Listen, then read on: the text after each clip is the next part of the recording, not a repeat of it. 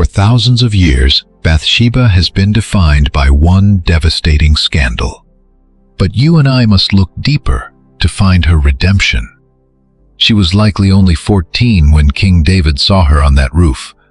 One fatal choice would shatter a kingdom and expose the terrifying weight of ruined innocence.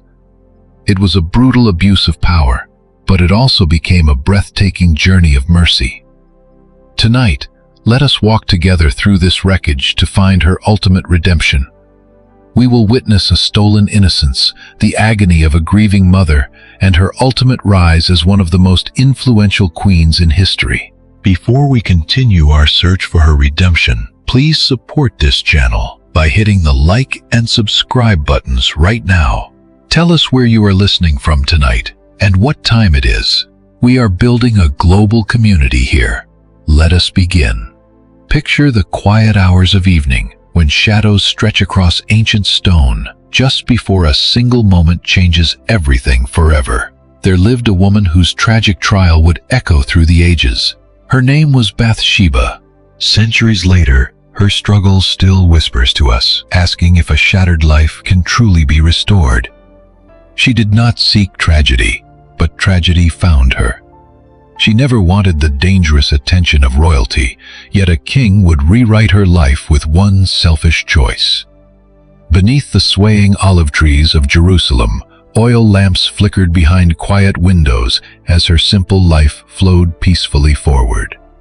How does a normal soul survive such sudden, devastating ruin?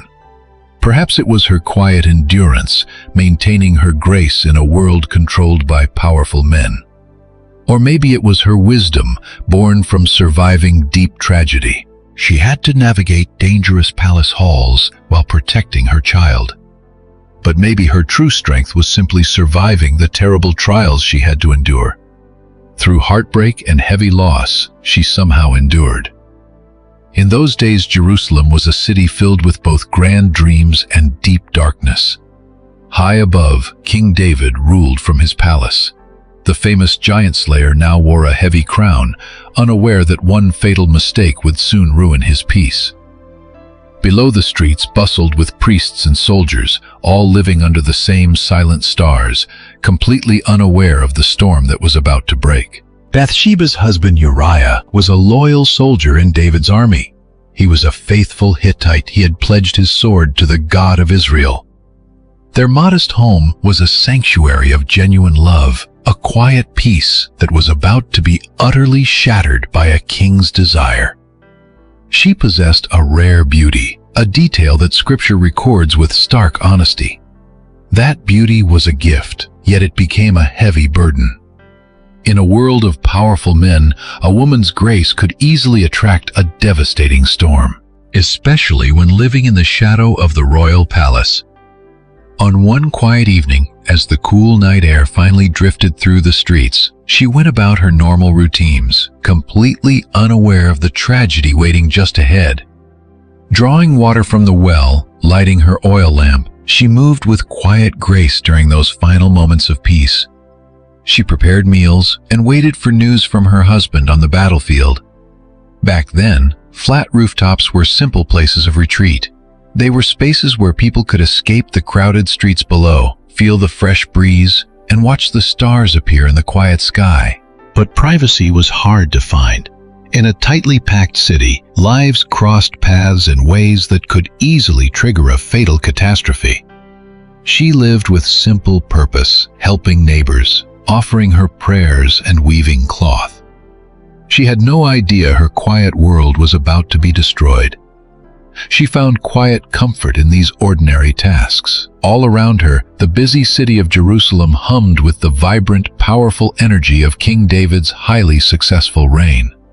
Trade flourished, enemies were defeated, and the Holy Ark of God now rested in Jerusalem. It was the spiritual heart of the nation. But deep prosperity, as you and I know, often breeds the very pride that causes a sudden tragic fall. Success makes men feel invincible. When the evening heat finally softened, she climbed to her roof looking only for a quiet moment of rest. Surrounded by the soft sounds of a city falling asleep, she sought a moment of peace. From there she could see the grand palace rising high above, homes spread out below her, all of them lit by the warm glow of flickering lamps and early stars. She had no idea this peaceful evening would spark a catastrophe, setting off a chain reaction of ruin that would shake the entire kingdom to its core. Her name would forever represent human weakness, a devastating abuse of power, and the desperate search for redemption. But perhaps that is how true restoration begins. In silent, ordinary moments, just before a single terrible mistake shatters everything, leaving us to wonder if grace can ever put the pieces back together. At that moment, she was just a faithful wife, loving her husband and content in her quiet corner of this bustling royal city. The stars had watched over countless daily lives, but this innocent soul was about to be swept into a historic tragedy. This woman of quiet depth would become a central figure in Israel's history, her pain woven forever into the story of God's people. A dark thread of human failure, but also a golden thread of redemption. As night falls, oil lamps begin to flicker in the distance. A young woman stands on her rooftop, unaware that a single royal glance tomorrow will destroy her life. Tonight, there is only the gentle whisper of the wind. There is only the peaceful calm of a faithful life. Below the historic city of Jerusalem sleeps silently under a canopy of stars. But even in its sleep, this city holds a grand destiny. It is no ordinary capital, not just a cluster of homes on a high hill. This is the city of David, a sacred ground where the presence of God dwells. Yet even here, a single mistake will soon threaten to ruin everything. As the morning sun paints the ancient walls in gold, the city slowly wakes up. Merchants arrange their goods, stepping into what feels like just another ordinary day. The smell of fresh bread drifts through the streets. Yet you and I know that a dark shadow is already creeping toward this peaceful community. But Jerusalem is far more than just buying and selling. It beats with the rhythm of holy worship, daily sacrifices, and sacred feasts that track the passing Hebrew seasons. Priests perform their sacred duties while Levites tune their songs. In this city, eternity itself seems to touch the earth. God's ancient promises have taken shape in stone. And high above it all, King David's palace crowns the summit. A reminder of how far a simple shepherd boy has traveled from Bethlehem's quiet fields to Israel's royal throne. It feels like a beautiful dream. Yet here he sits, ruling God's people from Dan all the way to Bathsheba. His grand palace shines with a new, breathtaking glory, built with Lebanon cedar and perfectly cut stone, offering quiet courtyards where the king can walk, reflect, and pray. It is beautiful, yet fragile. David still marvels that he is the one making choices here, choices that will echo for generations. Below him, the city spreads out in massive stone circles. The rich build grand estates with spacious private courtyards.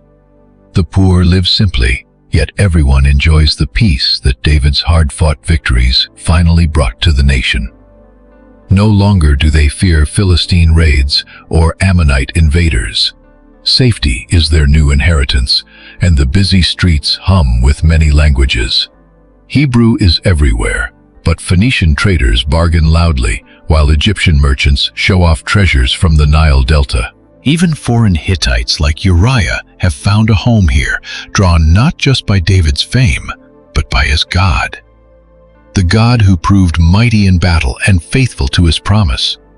Now fresh water flows through the city using David's clever engineering, as the ancient spring of Gihon still provides. Just as it did for centuries, but now deep tunnels carry this life-giving water to neighborhoods that once went completely dry. Clever skills serve a higher spiritual purpose. In these safe times, the women of Jerusalem walk with a newfound confidence. They draw water without looking for enemy raiders. They send their husbands and sons to peaceful workshops instead of brutal battlefields. They raise children whose birthright is peace, bought by the blood of their fathers. But this comfortable prosperity brings its own hidden dangers. Wealth corrupts just as easily as poverty embitters. Easy success breeds quiet pride. The very safety that should spark gratitude slowly turns into complacency. Even in this holy city, human hearts remain weak. High above the palace, guards change shifts with perfect precision. These are David's legendary warriors, battle-tested and fiercely loyal. They would willingly lay down their lives for their beloved king without a second thought. Yet, they cannot guard him from the deepest danger, the one hiding inside his own heart. Down below, beautiful foreign silks fill the markets. Exotic spices scent the warm air, while local farmers sell fresh harvests from fields blessed by seasonal rains. Old warpaths now carry merchants instead of armies. Swords have been beaten into plowshares, but this peace is incredibly fragile. Every morning and evening, holy smoke rises toward heaven, tying this modern city of Jerusalem to the ancient promises God first made to Abraham, Isaac, and Jacob. They prove that Israel survives not through human power or clever wisdom, but solely by a holy, divine promise. Children laugh in streets that were once bloody battlefields. They sing David's songs of victory, but never knew the terror of defeat. Peace is all they know, making them blind to how easily life can shatter. This innocence is their greatest blessing and their most dangerous trap. It kills watchfulness, making temptation so much easier to ignore. As the morning sun climbs the busy city, fully awakens. Artisans open their shops, judges take their seats to settle disputes, and teachers gather eager students to study the holy law. Life flows peacefully for a nation finally at rest. But high up on that hill, inside a palace of cedar and stone, a lonely king paces his rooftop, looking over the people trusted to his care. The view is beautiful, but the weight is crushing. From up here, David sees everything and everyone. And in the quiet dusk, a single glance will tempt him to see far too much. Long before the heavy crown, he was just a boy in Bethlehem's fields. His simple world was made of quiet streams, sheep, and green pastures. His young hands only knew the rough wood of a shepherd's staff, while his eyes watched clouds drift across wide-open skies. Solitude and starlight quietly shaped his heart, teaching him the deep spiritual lessons that only the lonely wilderness can provide. Jesse had 8 sons, but David was the forgotten youngest. While his tall, proud brothers stood before the prophet Samuel, the boy was left with the sheep. Someone had to watch the flock, guarding them from hungry wolves, lions, and bears that prowled in the deep shadows. It seemed like trivial, unimportant chores, but God sees what humans miss. As Samuel looked over the strong older brothers, unmoved by their impressive height and strength, the Lord whispered a different choice. "Send for the youngest," he commanded. "Bring the shepherd boy inside. The one you forgot is the one I choose." Soon, sacred anointing oil ran warm and strange down David's forehead. His brothers watched in stunned silence as the prophet's hands rested on the family outcast. In that moment, the Holy Spirit rushed upon David, though years would pass before anyone understood. You see, true kings are never built in a single day. They are forged in trials that look like complete failure. David returned to his fields, but he was changed. The sheep didn't know, the wolves didn't sense it, but a quiet fire burned inside him. He still played his harp under the vast night sky, still fighting predators with sling and stone. But his songs held a deeper, haunting harmony now. We often wonder how a single mistake can ruin a life. Before David's great fall, there was his greatest triumph. When Goliath came, the young shepherd stood ready, facing a bronze giant who shook the earth with blasphemy. Seasoned warriors trembled at the giant's voice. Even the king cowered in his tent. But David heard something else beneath the mockery, an affront to the living God. At that moment, his simple sling felt as natural as his own heartbeat. The stone flew straight and true, guided by a faith forged over lonely nights in the wilderness, back when he trusted God to protect his father's sheep. The giant crashed down like a felled tree, and Israel's sudden victory shout echoed across the valley like rolling thunder. In a single moment, the young shepherd became a hero. Fame followed him everywhere, snapping at his heels like a loyal dog. Songs of his courage echoed through every village. The women sang that Saul had killed his thousands, but David his 10,000s. Those celebratory words planted deep seeds of jealousy in the king's heart. Success can be far harder to bear than failure, especially when that success belongs to someone else. At first, David's harp could still soothe the king's dark, troubled spirit. But as David's star continued to rise, the king's own glory began to fade. The toxic darkness inside Saul grew deeper over time. The music that once brought peace now only stoked his rage. 2 spears thrown in anger missed, but their message was unmistakably clear. David was no longer safe in the palace. He had to run. Exile became his second education, teaching him to lead while fleeing. He learned to trust God while being hunted and forgive while being persecuted. In dark caves, a band of desperate outcasts gathered around him. These were men with nothing to lose, following a leader who refused to steal a crown God had not yet given him. Twice David could have ended Saul. Twice the opportunity hung before him like low-hanging fruit. His men urged him to take destiny into his own hands, to end the suffering with a single sword stroke. But David knew a truth his followers missed, that thrones are never taken, they are received. Human impatience cannot improve God's perfect timing. Finally, Saul met his end on Mount Gilboa, and David wept genuine tears for the man who had hunted him. The crown came not through ruthless ambition, but through heavy grief, not as a conquest, but as an inheritance. He had learned the hard way to wait on God, and that timing proved perfect even when it felt agonizingly slow. First came Hebron, where he was anointed king over just one tribe. 7 years of patient rule followed as the northern tribes watched and waited. They tested this son of Jesse. Slowly, steadily, they saw in David exactly what God had seen in the fields of Bethlehem: a heart shaped for the heavy burden of kingship, and a soul prepared to carry the weight of leading God's people. Then came Jerusalem, perched on its hill like a crown, waiting for its true king. The Jebusites thought it was impregnable, but David found a path where others only saw walls. It became the city of David not just through conquest, but by divine appointment and the quiet hand of heaven. Providence worked quietly through human faith. Soon the Ark of the Covenant came home to Jerusalem amidst wild dancing and celebration. Joyous music echoed off the ancient stones as David danced before the Lord with abandon, stripping off his royal robes for a simple linen garment. His dignity was entirely surrendered to pure worship. Some mocked his wild joy, but God smiled at a heart that still remembered those humble Bethlehem fields. From shepherd to sovereign, sling to scepter, and from hiding in cold caves to ruling over magnificent palaces, he proves that God lifts the humble. But you and I know journeys never truly end. They only change direction. This beloved king was about to face a test that would make Goliath look easy.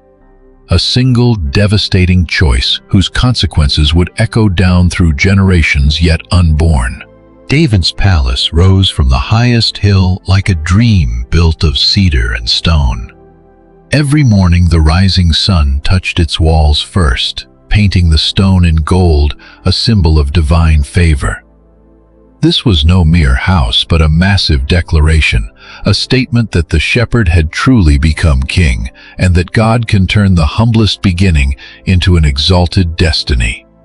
Fragrant cedar beams from Lebanon spanned the great hall, their rich scent mingling with incense from the nearby altar courts. Master craftsmen shaped these giant timbers with ancient skill, creating grand columns that seemed to grow from the floor like living trees. This wood spoke of royal alliances sent as a tribute from King Hiram of Tyre. Around them, walls rose in careful courses of fitted stone. Every block was quarried locally and shaped by master masons. These were no longer the rough, temporary fortifications of a wilderness field camp. This was the permanent, refined architecture of a mighty kingdom, built to endure for generations of descendants. Every joint spoke of confidence, and every arch declared faith in God's covenant. High windows opened up in every direction, offering vast views of Jerusalem. To the west, the distant sea caught the light like scattered silver. To the east, the Jordan Valley rolled toward those distant mountains where Moses once stood, glimpsing a land he could never enter. All around the kingdom unrolled like an open scroll, showing the inheritance God had granted.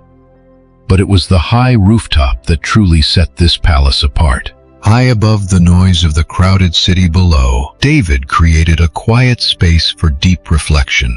A rooftop garden bloomed with lush trees and fragrant herbs, watered by hidden cisterns. Palms provided cool shade, while olive trees offered their quiet blessing of peace. Winding paths cut through garden beds where sweet jasmine filled the air, waiting for one fateful step.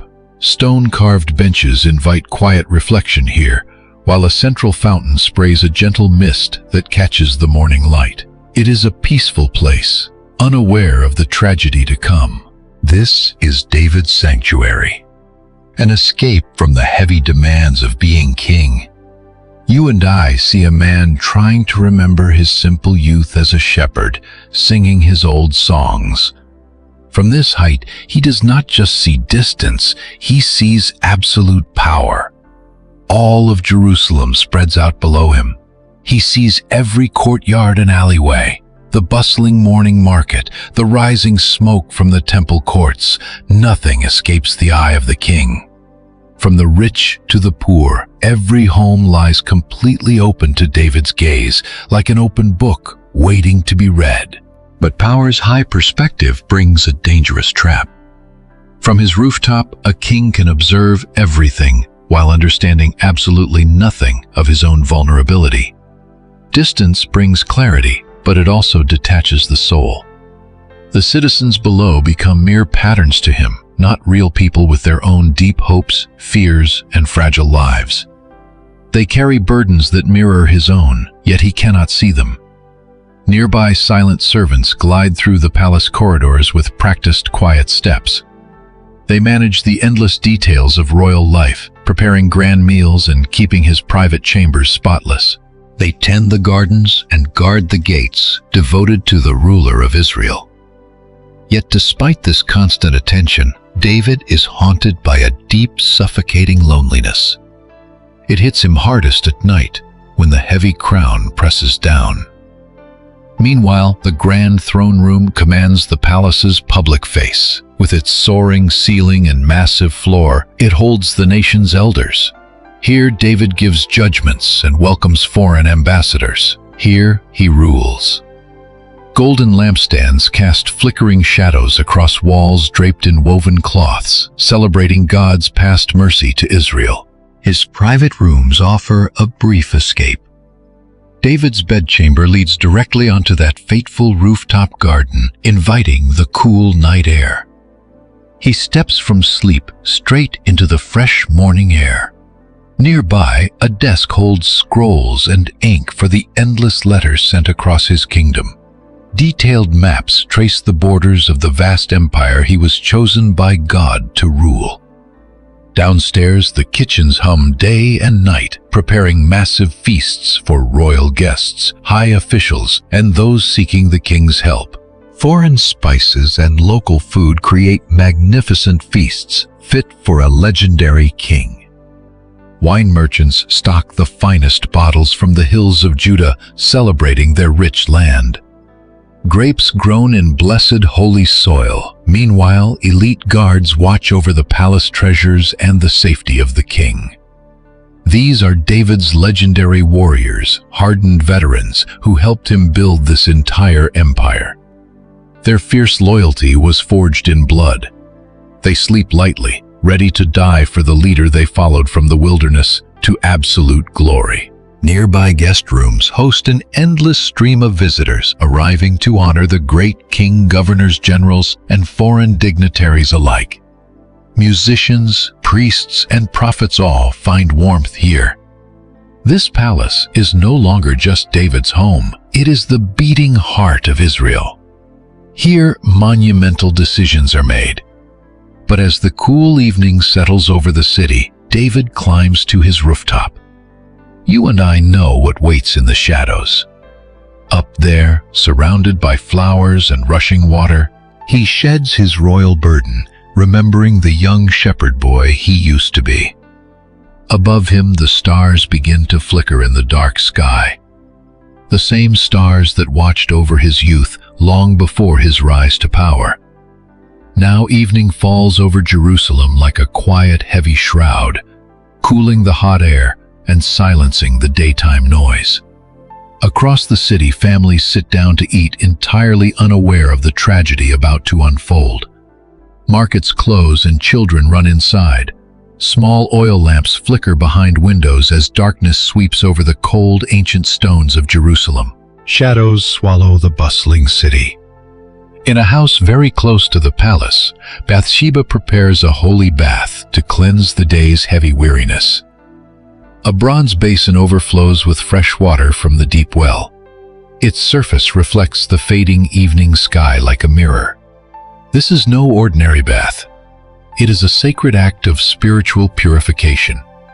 An ancient law passed down from Moses, kept by faithful women for generations.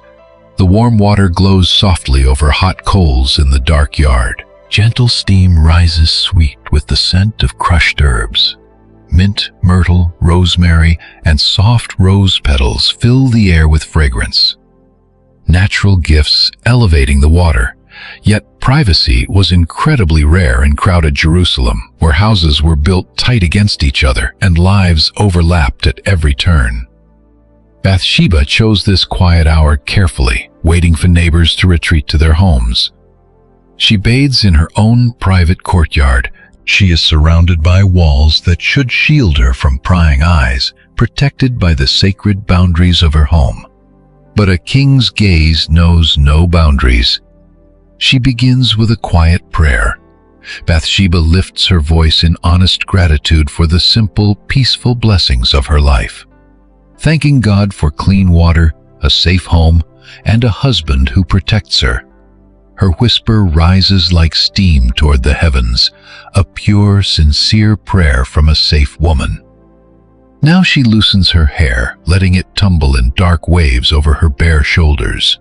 The formal styling of the day fades into pure natural beauty, a simple grace that needs no jewels or royal ornaments to shine. She moves slowly, feeling entirely safe in her quiet courtyard. Suddenly, the first splash of cool water touches her skin, a refreshing, sharp chill after a hot day. She pours it slowly, letting it cascade over her shoulders and arms, cleansing the dust of Jerusalem's streets. But you and I must ask, when one glance ruins everything, is redemption still possible? Even a life blessed with pure peace can shatter in a moment.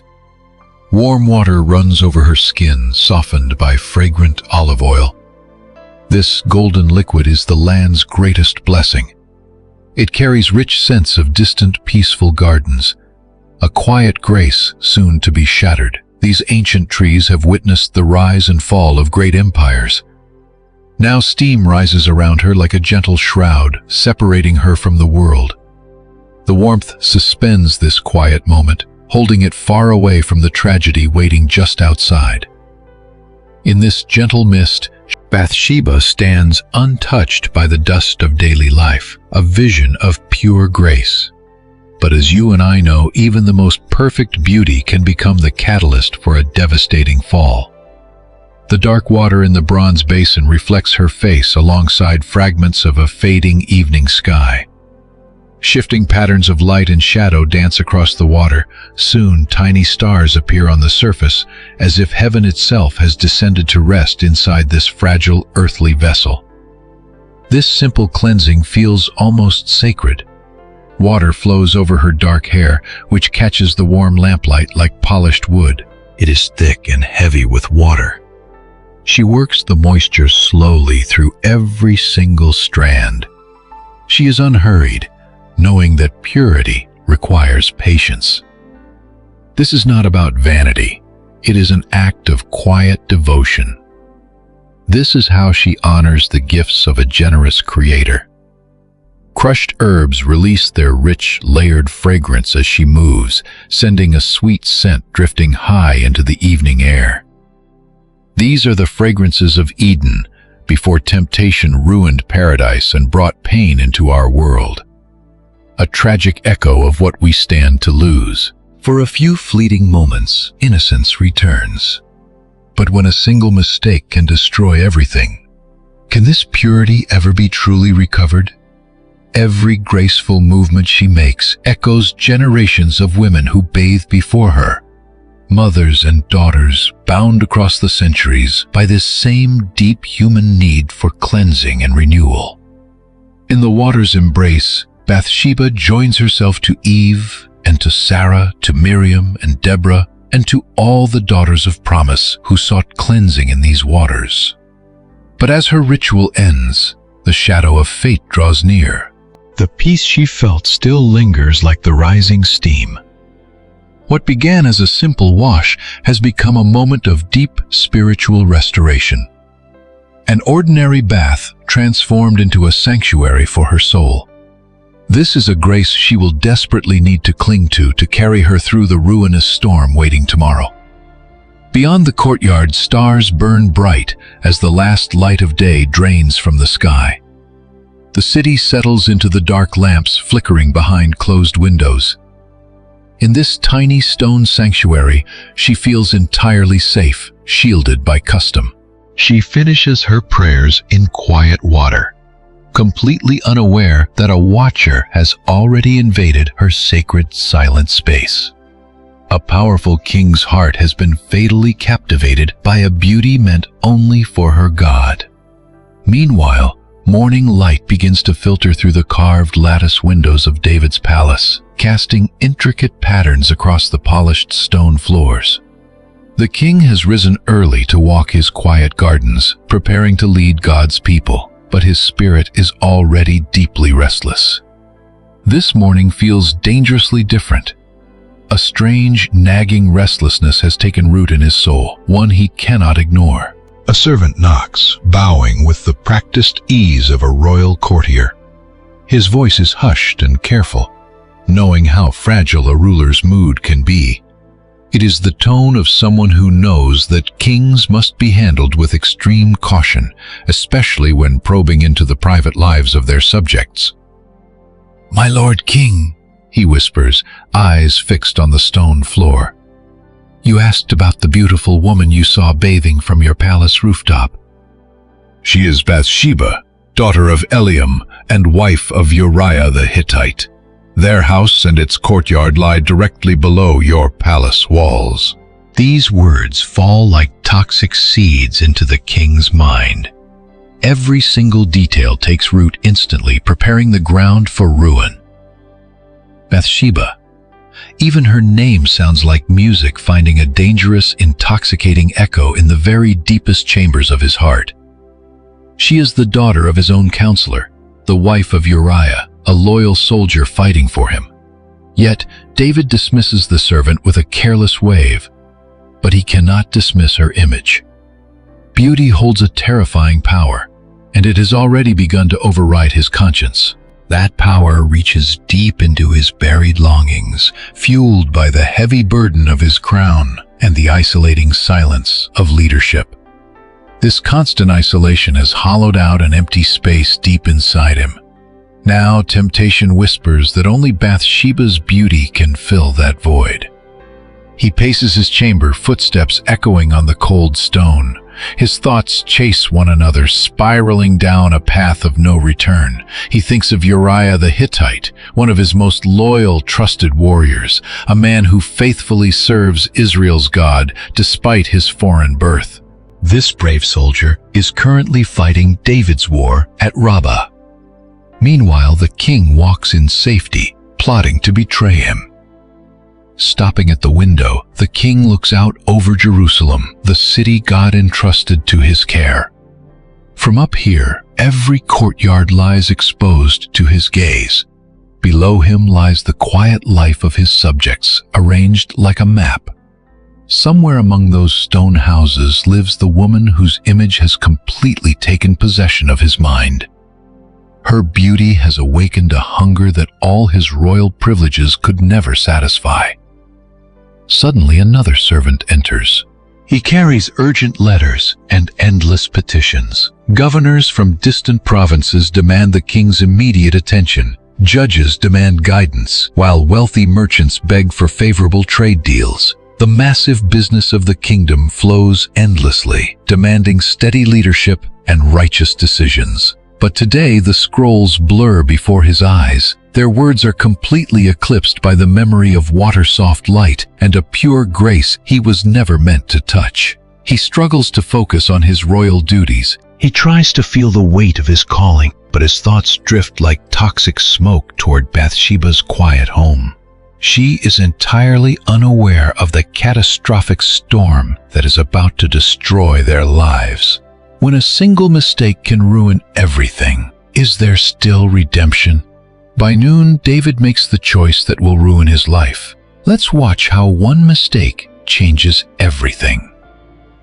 This servant knows how to keep secrets. The king speaks in careful, polite royal code that masks his dark intent. It is a polite mask, hiding a dangerous trap. Go to the house of Uriah the Hittite, the king commands. His voice stays completely steady, even though his heart is racing. Tell his wife the king demands her presence at the palace on a matter of extreme importance. Tell her it is about her husband's military service. Speak gently, but make sure she knows this is no request. This is a royal command.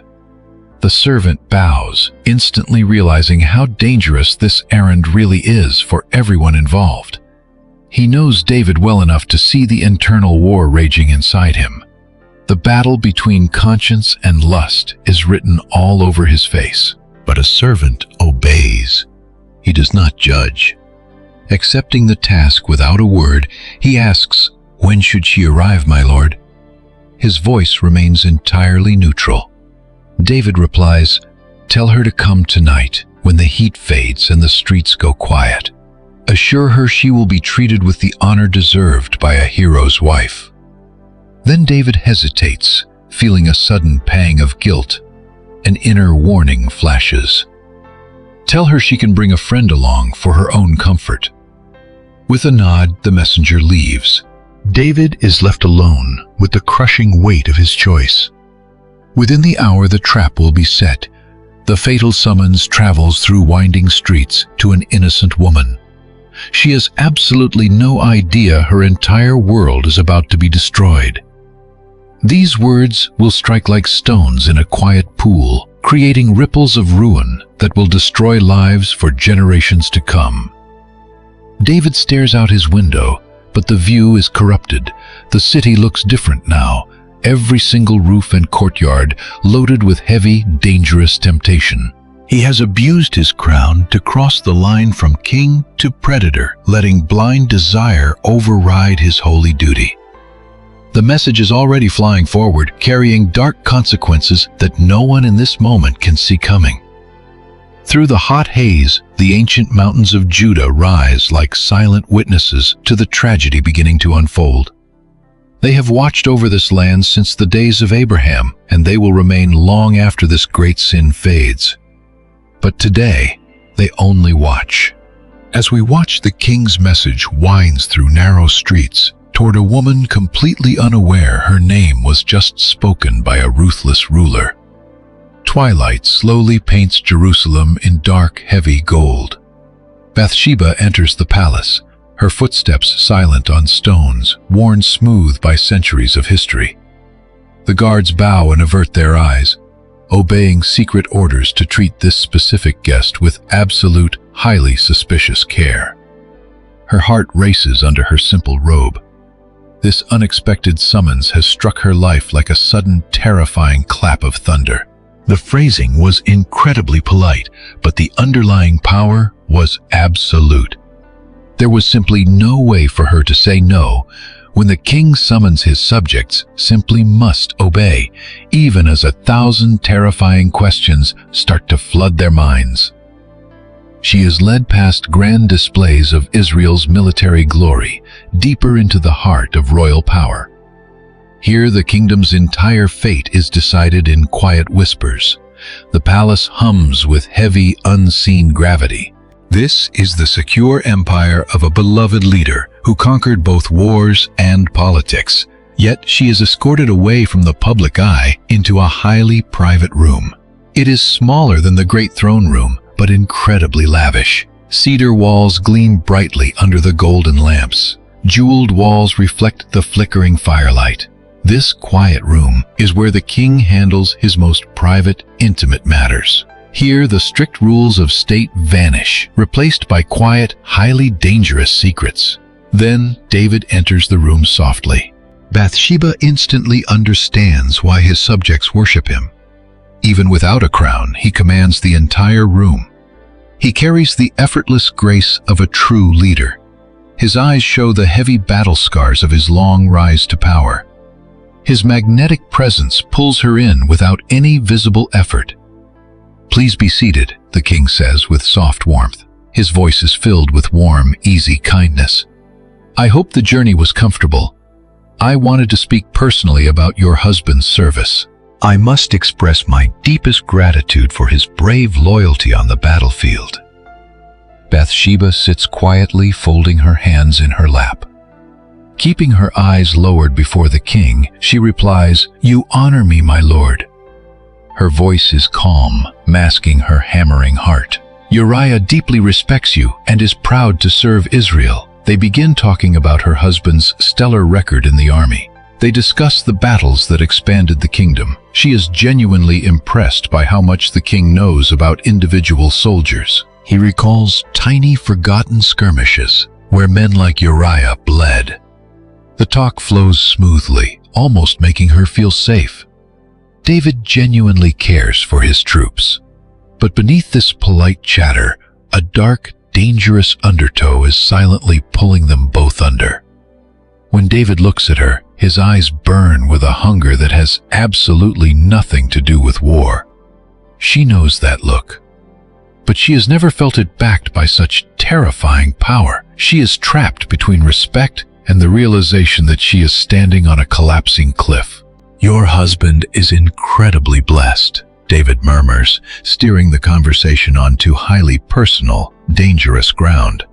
Beauty and virtue are rare, but finding both in one person, David trails off. As we watch, the tragic trap is now fully set. The weight of his words hangs between them. Bathsheba feels her face flush with a mix of shame and sudden terrifying realization. Can you feel the terrifying cliff she stands on? "The king is gracious," she whispers, choosing every word with absolute care, knowing a single mistake could destroy her entire life. Night falls over Jerusalem, and servants light the lamps, casting long shadows across the palace walls. With each passing minute, the heavy silence grows, making it terrifyingly clear that they are entirely alone.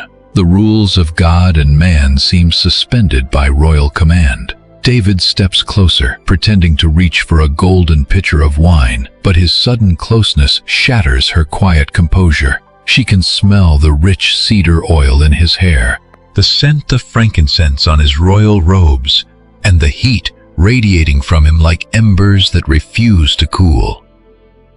"I will speak plainly," David whispers, his voice low. "My interest in you goes far beyond your husband's service. Since I saw you from my rooftop, you have not left my thoughts. A beauty like yours must be divinely crafted, showing God's special care." His words fall like stones into deep water, sending out ripples of consequence that will soon tear lives apart. Bathsheba realizes with sudden, chilling clarity that this was never about her husband's record. This royal summons had nothing to do with the official excuses. "My lord," she whispers, trying to find a safe way out, "I am deeply honored, but I am a married woman. I am bound by sacred vows made before God and men." David touches her hand, a gentle contact that burns with raw power. "I am the king," he says simply, as if his crown can rewrite the very laws of God. "What I desire, I may request. And my requests carry their own heavy demands." The room holds its breath, waiting to see if she will fall. Bathsheba feels the crushing weight of generations pressing down on her. She remembers the warning of every mother before her, of powerful men who believe their authority makes wrong things right. We see the total isolation of her position, the brutal mathematics of absolute power. Saying no could destroy Uriah, whose very survival on the battlefield depends entirely on the king's favor. "The king's will cannot be denied," she whispers at last, the words dragged from her soul by sheer force. Her surrender carries the crushing weight of a choice that is no real choice at all. Some traps simply cannot be escaped, only endured, with whatever shred of dignity she can salvage. Even for the king, this hollow triumph tastes like bitter ash, even as he takes what is not his. He has abused his God-given power, betraying his calling to feed a desire that ruins his soul. The humble shepherd, who once spared his enemy's life, has now used his crown to steal another man's wife. We have to ask ourselves, how can a single tragic mistake unleash a lifetime of consequences, echoing through generations not yet born? In the warm glow of the palace chamber, two lives collide at the dangerous intersection of royal power and human frailty, triggering a devastating chain of events that will shake the very foundations of God's covenant with Israel. Then, morning breaks over Jerusalem with a heavy, suffocating weight, as if the dawn itself cannot hide their secret. Bathsheba wakes in her own bed, but her home feels completely different now, forever altered by the silent ruin that one single night can bring to a life. The woman who returned is not the same woman who left. She goes through the motions of her morning routine, like a ghost acting purely on memory, drawing water, lighting the fire, and preparing a simple breakfast to start another long day. Her hands do the familiar work, but her mind is in torment, struggling to process how her quiet, ordinary life became so violently tangled with the dangerous desires of a king. The neighboring women greet her warmly at the community well, sharing everyday gossip about their children and husbands, telling the simple stories that anchor their lives. Bathsheba forces a smile and replies, but her voice feels incredibly distant, as if she is watching herself from afar. She has crossed a terrifying line, and there is no turning back from this dark path. The days slowly pass, but beneath the surface, a quiet dread builds. Bathsheba waits and watches, her fears growing with each new dawn. Soon her own body reveals the truth, keeping a silent, terrifying count of the days. When her monthly cycle fails to arrive, she knows with the ancient, heavy certainty that lives deep within every woman exactly what this silence is telling her. A new life has begun. The realization is not a sudden shock, but the grim confirmation of a nightmare she had already been anticipating. No one brushes against the crushing weight of royal power without carrying permanent scars. This single mistake has sent ripples of ruin outward, shattering her quiet world. The child growing inside her is the undeniable proof of a night both wish had never happened. She sits in her quiet courtyard at dusk, watching the shadows creep across the very stones where she bathed, where her innocence was traded for the cruel reality of a king's desire. What once felt like a sanctuary is now a monument of regret where her innocent past collides with a devastating, uncertain future. Deciding to send word to David is agonizing. For days, she searches desperately for any other way out, trying to find a path that avoids the danger ahead. But a growing child cannot be hidden forever, and time is running out. And secrets always find their way into the light, demanding a price she is not ready to pay. Finally, she writes the letter herself. Her careful hand writes the words that will shatter whatever peace David has built around their shared sin. The message is brief, brutal, and simple. I am with child. You and I can see the tragedy unfold.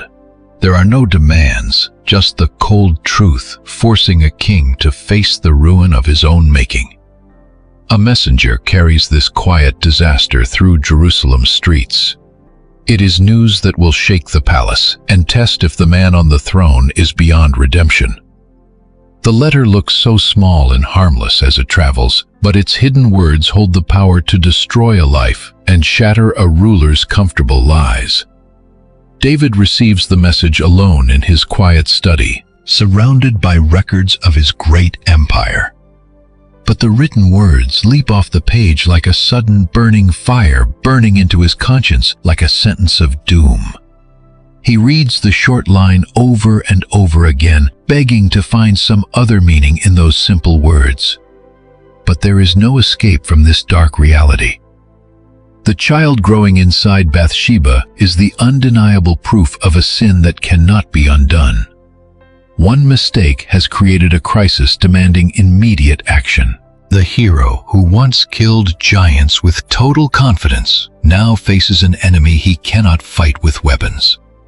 David crushes the message in his fist, then smooths it out again, as if touching the paper could somehow change reality. The study that once felt like a peaceful sanctuary now feels like a trap, the walls closing in on a secret that cannot stay hidden. Outside the city carries on oblivious, completely unaware their king is facing a ruin that could destroy his entire kingdom. He paces back and forth across the room, his mind racing through dark escape routes, searching for any way to save his throne and his reputation before it is too late. The fallout of this scandal will be brutal. A king who breaks his own laws faces questions that threaten his right to rule. It strikes at the very heart of his power. The letter sits on his table like a silent accusation waiting for an answer. He is not ready to act, but time moves on without mercy. A growing pregnancy cannot be hidden from the world forever. He must choose. He must plan.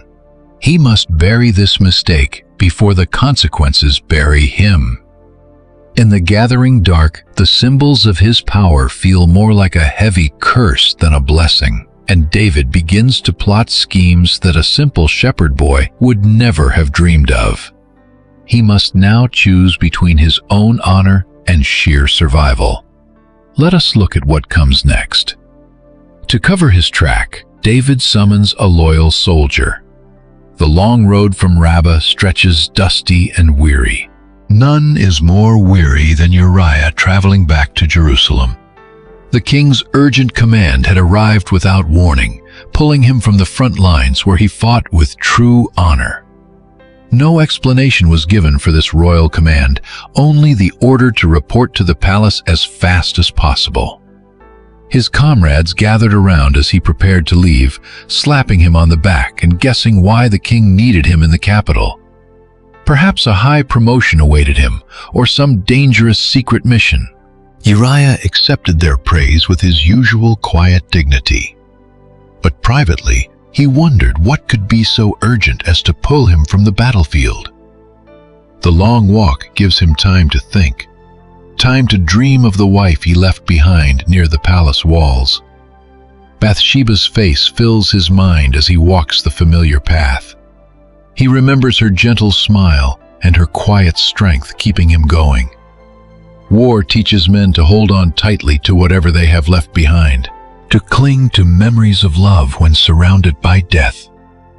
Soon, Jerusalem rises before him, a beautiful city of stone and cedar, its high walls catching the afternoon sun as if welcoming him home.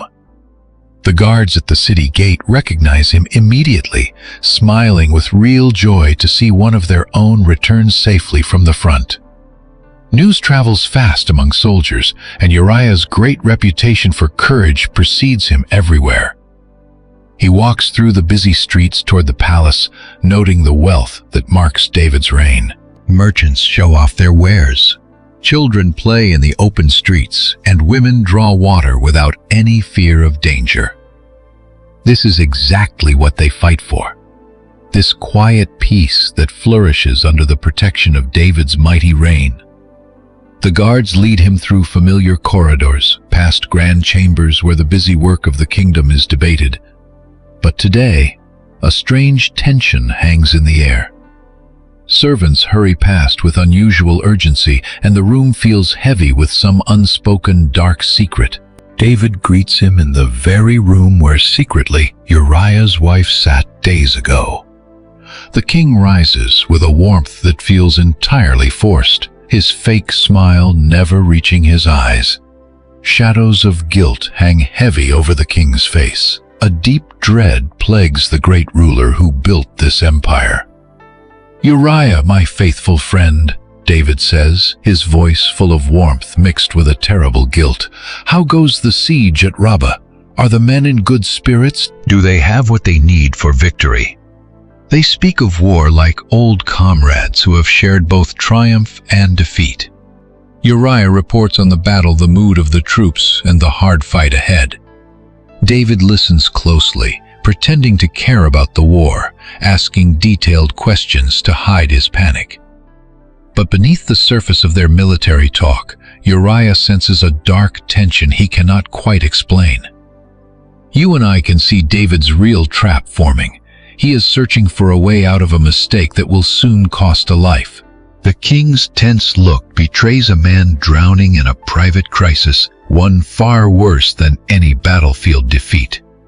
"You have traveled far today," David says softly, trying to sound warm.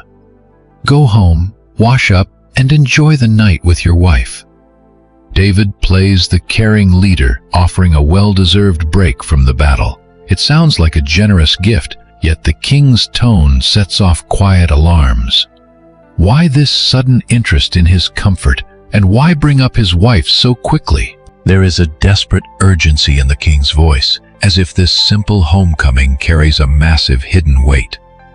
"My lord is gracious," Uriah replies carefully, searching the king's eyes for a motive. "But why exactly have you summoned me from the front lines? Is there some secret mission you need me to lead?" David hesitates for a second, and Uriah notices it. He notes that brief flicker of guilt for later. "Nothing urgent," the king finally lies. "I just wanted a direct update on the siege to make sure our men have everything they need." The polite excuse covers the surface, but it leaves a cold, lingering doubt. Uriah knows his leader too well. He can see when guilt and worry are crushing a man who used to stand so tall. A dark secret is driving this strange recall, even if the truth remains hidden.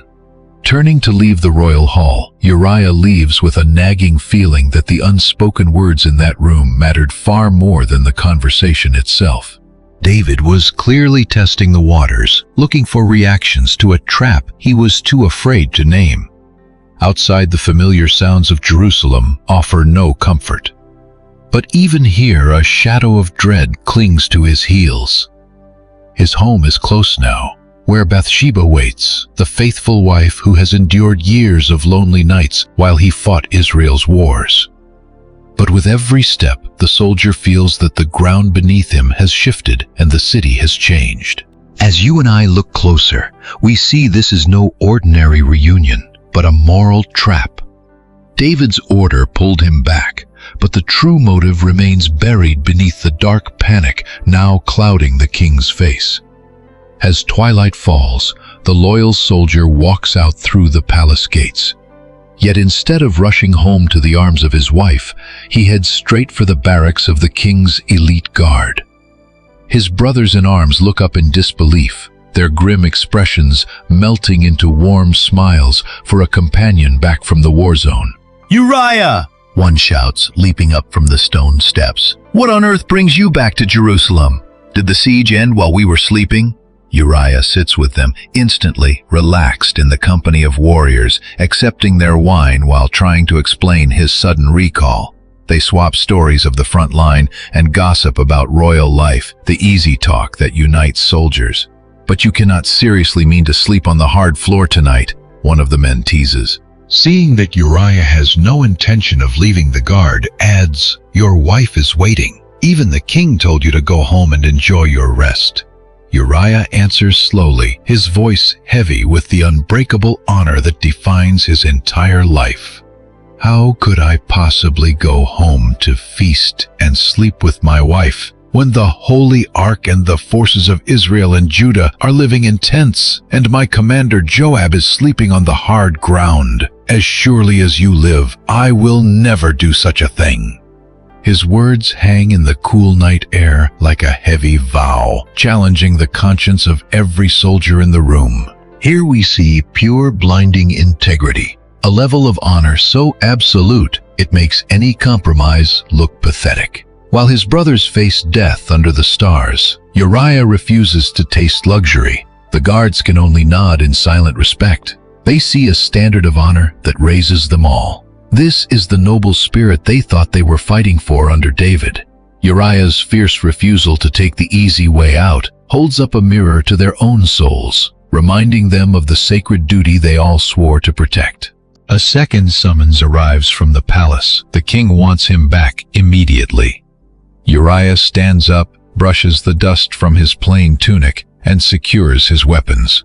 A soldier does not keep his king waiting, no matter how late or suspicious the command might be. He finds David in the same room, but the atmosphere has shifted. The king is desperate now, and heavy wine has been poured. A lavish feast is laid out, and David welcomes him with an overly forced warmth, desperate to make him drop his guard. "I have been thinking about your service," David says, filling 2 gold cups. "You fight hard for us, and it is time we properly rewarded your relentless dedication. Sit feast with me. Tonight we speak as brothers, not as king and soldier." The royal wine is potent and sweet, the finest vintage from the king's private cellars. David keeps pouring, matching Uriah drink for drink as the trap is laid. They eat like old friends, sharing stories of past battles and future conquests, laughing to mask the dark tension building in the room. They speak of the brave men on the front lines and the heavy cost of expanding Israel's borders. Gently, David steers the talk toward Uriah's home life, his dreams for the future, and the family he hopes to build once the war is won. The hours slip away, fueled by strong drink and the artificial bond that David is desperately trying to forge. The king laughs louder, sharing private tales, but underneath the fake joy, the air is thick with a terrible dread. The trap is set, and the king watches his prey. "You have drunk quite a lot tonight, my friend." David watches the night wind down, hoping his desperate trap will spring. "Go home," he thinks. "Sleep in your own bed instead of those hard guardhouse benches." The king's hint is practically a royal command, yet Uriah does not waver. "My lord, the wine is excellent and your company unmatched, but my duty stands. While my brothers camp in the dirt at Rabbah, I will not sleep on a soft bed in Jerusalem." David's face tightens. It is the sudden, terrifying realization that his cover-up is failing, but he masks his panic, forcing a calm smile over his mounting dread. "You are a man of rare integrity," he says, a tragic mix of genuine respect and growing horror in his voice. Uriah bows and departs, walking straight despite the heavy wine. For Uriah, honor outlasts comfort, and his loyalty cannot be bought with the cheap pleasures of a king. He returns to the guardhouse, greeted by the warm smirks of his brothers in arms. "Did the king try to send you back to your wife again?" one asks. "Indeed," Uriah replies, laying down on his hard mat with the quiet peace of an innocent man. Some things simply outweigh personal comfort. Above him, the ancient stars wheel across the dark sky, shining over the brutal battlefields where his comrades still keep watch. By choosing hardship over privilege, Uriah shows us a rare, devastating integrity.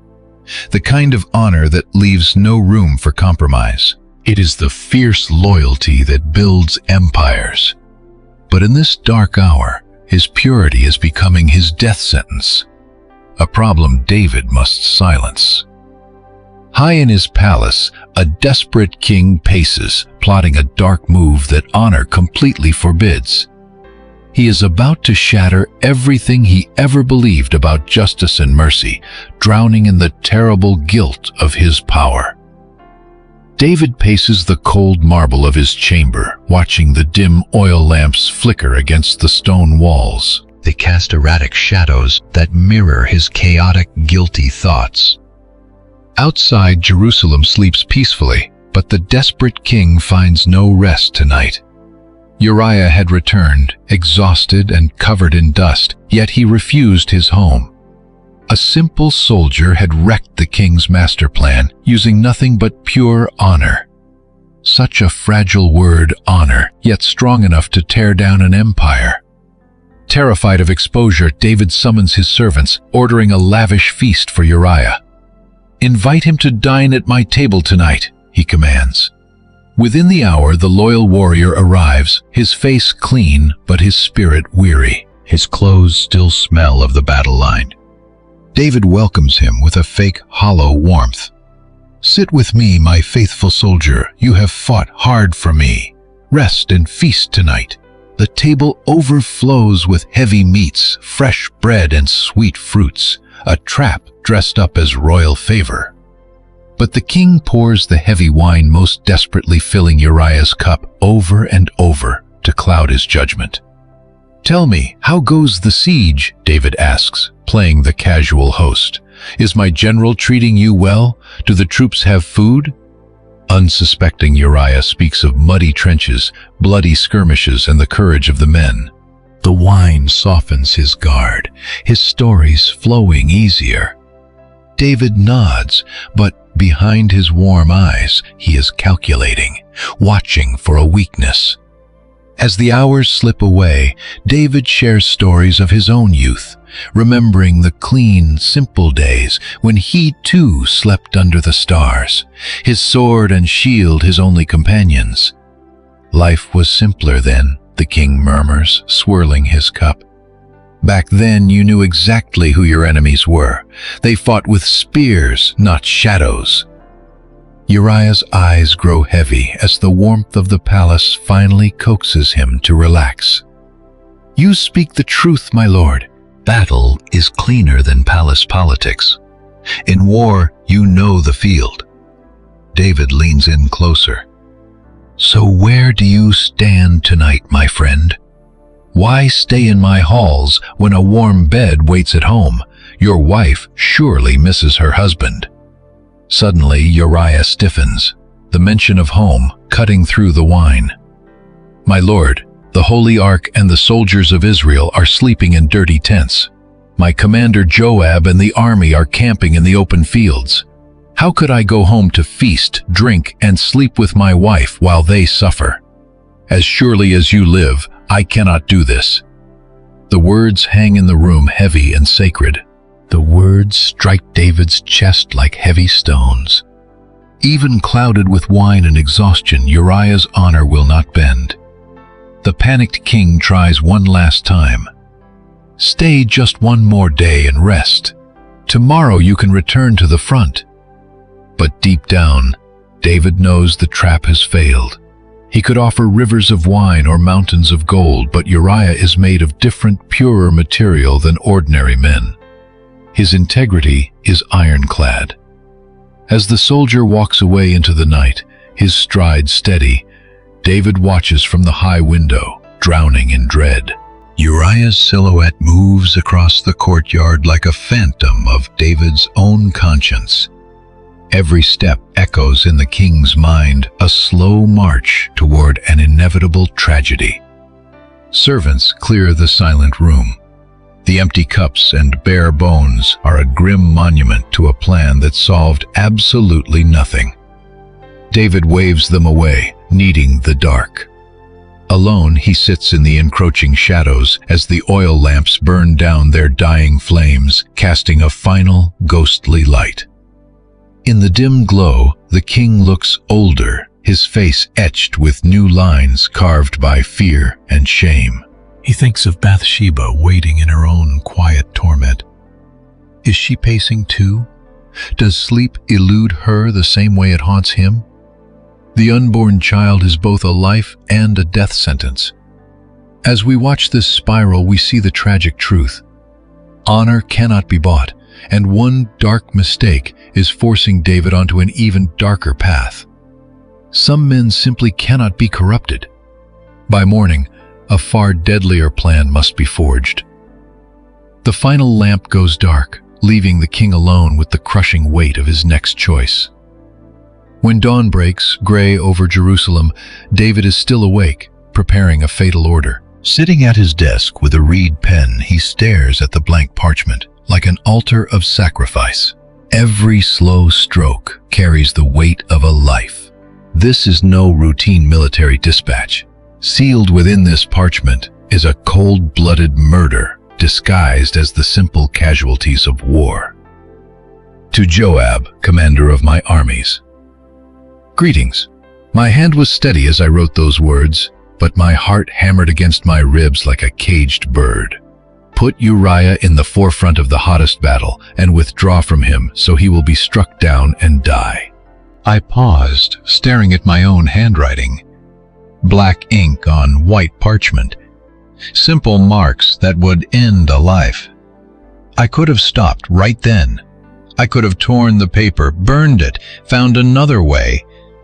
But there was no other way. The baby was coming. People would talk. My kingdom would whisper. My reign, built on God's favor, would crumble into complete shame. So I sealed the letter with my royal ring, pressing hard into the hot red wax. The Lion of Judah stared back from the seal, its mouth open in what felt like a silent scream for my soul. I summoned Uriah. He arrived quickly, the way he always did. His armor was polished, his weapons sharp, ready to serve me. He had slept at my palace gate with the servants.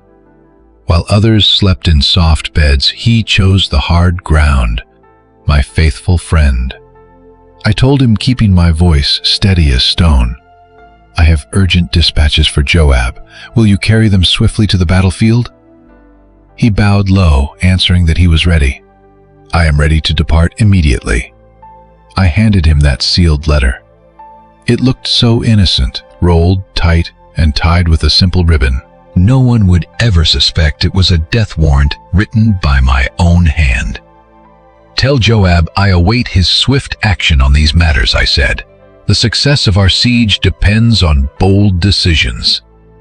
Uriah tucked my betrayal safely into his leather pouch, completely unaware. He promised it would be done, that Joab would have my letter before noon. We stood there for a moment, king and loyal soldier, bound by a bond that only I knew was already shattered. I wanted to scream, to take the letter back, to find the courage to do what was right. Instead, I placed my hand on his shoulder. You have served me well, my friend. Your loyalty will never be forgotten. He smiled, his weathered face lighting up. My lord is too generous, he said. I only do my duty for my king and my God. Then he was gone. I watched from my window as he mounted his horse and rode out. The morning sun caught the steel of his armor, turning him into a bright beacon against the dusty road. I stood there long after he vanished, as Jerusalem slowly woke up around me. Merchants opened their shops. Children played in the dirt. Priests prepared the morning sacrifices. Life went on as usual, completely blind to the poison heading for the front lines. I thought of Joab, my loyal commander through countless bloody battles. Joab would read it and understand instantly. No questions, no surprise. He had seen enough of war to know that kings sometimes choose terrible paths to solve impossible problems. The cruelty of it cut me to the bone. Uriah would deliver his own execution order with total unwavering loyalty, handing it to Joab and waiting for orders, never knowing they would send him straight to his grave. In the distance, a dove cried out. The sound drifted in like a quiet funeral song.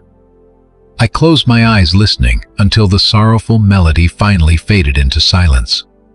The letter was gone past retrieving. I had set a monstrous wheel in motion, and only God could stop it now.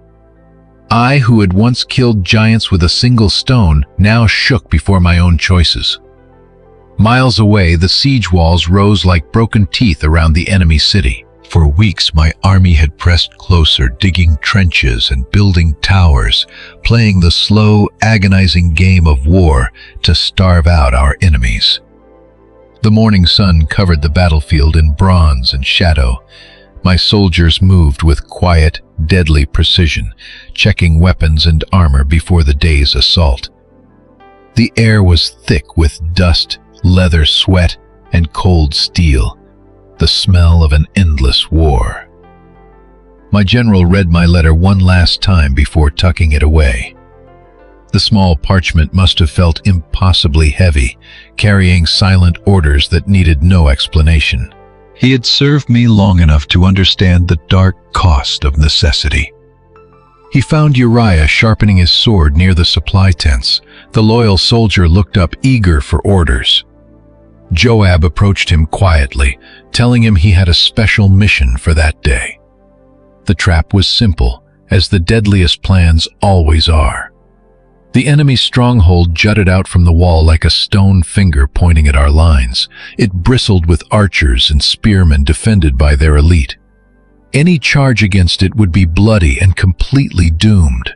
"We will feign an attack on their weak eastern gate," Joab explained to the captains. "While they rush to defend it, a small force will strike the stronghold, create chaos, draw their fire, and then retreat." The officers nodded. They had run operations like this many times before. Deception was a tool they all understood, but only Joab knew this decoy mission would end in cold-blooded murder. The morning attack began. Horns blew as my men charged the eastern gate with shields raised. The defenders reacted exactly as expected, rushing to meet the threat. Meanwhile, Uriah led his small squad toward the stronghold. 20 men, no more armed with steel and courage, moving like shadows across the rocky ground, using rubble and broken siege towers for cover. The fortress loomed ahead, its walls scarred by weeks of failed attacks. Arrows fell like a deadly rain as they were spotted. "Forward! Forward!" Uriah shouted, his voice ringing over the clash of metal and stone. "For me and for Israel!" His soldiers followed without fear. They trusted their captain, never dreaming he was leading them straight into a trap. But death was exactly where my choices had sent them. The final charge was brave and entirely hopeless. My warriors threw themselves against walls that would not break, fighting impossible odds. They fought with absolute fury, believing their mission was holy, their cause completely just. One by one, they fell. Uriah stood longest, his sword flashing in the sun, fighting with desperate, magnificent skill until the very end. An arrow pierced his shoulder, then his thigh, yet he fought on, desperately, rallying his doomed men. He refused to yield an impossible line. Then the fatal arrow slipped right between his armor plates. Uriah stumbled. He stared at the wooden shaft in his chest, smiling with grim relief. "Tell my wife," he whispered to the dust.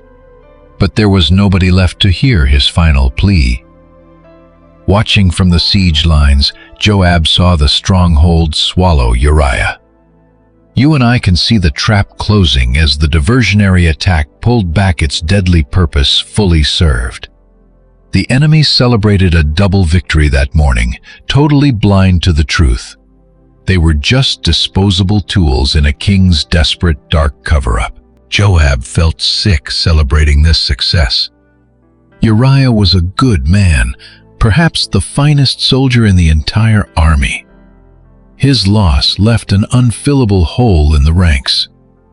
But a king must be obeyed, even when his orders taste like pure poison. The general called his scribe. Reports had to be fabricated. David was waiting for the news, though he already knew what it would say. The death warrant was executed with lethal, prayer-like precision. As the midday sun climbed high above the valley And cast short shadows over the slaughter, burial details quietly cleared the field. They prepared the dead for their graves. They recovered Uriah with full honors, cleaning his bloodied armor. He would return home as a hero, a loyal warrior who died serving his king. The ugly truth was buried with his bones, witnessed only by God and the conspirators. Meanwhile, the relentless siege ground on. Walls crumble, cities fall, but some victories carry the seeds of absolute ruin, growing silently in the dark until the bitter harvest arrives. The dusty road from the bloody battlefield to Jerusalem stretched out like a ribbon under the blinding afternoon sun. A lone rider pushed his horse down the familiar trail, his saddlebags packed with reports, his soul weighted down by a terrible secret. The young rider was chosen for speed and silence. Joab picked him carefully, knowing this message required absolute secrecy. The boy had to know which truths were meant for royal ears and which must be buried. Approaching the city gates, he finally slowed his pace. Jerusalem rose before him like a glorious promise carved in stone, its towers catching the late afternoon gold. Hearth smoke drifted peacefully upward. Busy evening markets echoed from below. This was the proud heart of Israel, the place where David ruled with apparent justice. But you and I know the dark secret this rider carried could instantly shatter the people's faith if it leaked beyond the palace walls. At the gates, guards spotted the royal colors on his saddle and waved him through with no questions asked. Hooves clattered on the stone streets as he rode toward the palace, passing happy families gathering for dinner, completely unaware of the looming shadow. He passed shuttered shops and temples buzzing with sunset prayers. The grand palace courtyard was as busy as ever. Servants hurried by, royal officials whispered in small groups. Down the hall, musicians tuned their instruments for a night of royal entertainment. The rider dismounted, tossing the reins to a stable boy with urgent focus. "I have critical dispatches for the king," he told the guards, "directly from Joab at the front." Word spread instantly. The king would demand these battlefield updates immediately. He was led through luxurious corridors lined with burning torches, his steps silent and heavy on the polished stone floors. He found the king in his private study, buried in scrolls and state papers, trying to solve the massive puzzle of his empire. David looked up, a mix of fear and resignation flickering in his eyes. "My lord," the boy said, dropping to his knees. "General Joab sends his report from the front." David's hand shook slightly as he took the sealed scroll. He cracked the wax seal with his ring and unrolled the paper, scanning the precise words. Joab had reported with careful military detachment. He detailed the morning's combat in a way that hid the real motive. The eastern gate attack went exactly as planned. The charge on the stronghold was brave but failed. Overall casualties were moderate, but several fine warriors fell in battle. Among them, Uriah the Hittite. The rider watched the king's face, but saw nothing. Years on the throne had taught David to hide his guilt behind a perfect royal mask. "Tell me the details," David whispered. "How did they fight?" The messenger had practiced his response every mile of his long ride. "They fought fiercely, my lord.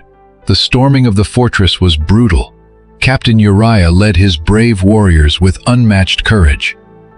He fell only when his position became entirely hopeless. David nodded slowly. A loyal soul. His loss leaves a deep wound in our army. General Joab sends his personal condolences, the boy added. He said the captain died as he lived, serving his king and his God to the very end. The words hung heavy in the air, thick with tragic irony. David set the scroll down, stood, and walked over to the window to stare out over his city. "Has anyone told his wife?" the king asked quietly, keeping his back turned. "Not yet, sire. Joab believed it was only right to deliver the news to you first." "I will deliver the tragic news to Bathsheba myself. A hero's widow deserves royal comfort." The young messenger bowed, his stomach turning. His role in this unfolding disaster was done. Soon he would ride back to the siege with fresh orders and supplies, leaving David to face the devastating consequences of his choice. But first, let's follow him to one more stop. Bathsheba's house was nearby, close enough for convenience, but hidden enough for total discretion. The messenger's final heavy task was to ensure she heard the grim truth directly. "I knew my husband's fate before the city's gossip could poison the truth." A messenger knocked softly just as the first stars appeared. Opening the door, my face must have betrayed my dread. Perhaps it was his grim expression, his heavy shoulders, or simply the tragic instinct of a woman who loves a warrior. "My lady," he said softly, "I bring news from the siege. Your husband fought bravely today, but he has fallen in service to the king." I took the blow in absolute silence, hands clasped tightly. I asked no questions about how he died, making no desperate demands for answers. I simply nodded quietly, thanking the messenger for his service. As he walked away down the empty streets, he must have wondered at my composure. Most widows would scream, weep, or demand to know why their husbands had to die. But I had received the news like someone already waiting for the blow. I understood too well the brutal price that loyalty and power could demand. I knew the dark truth behind his death.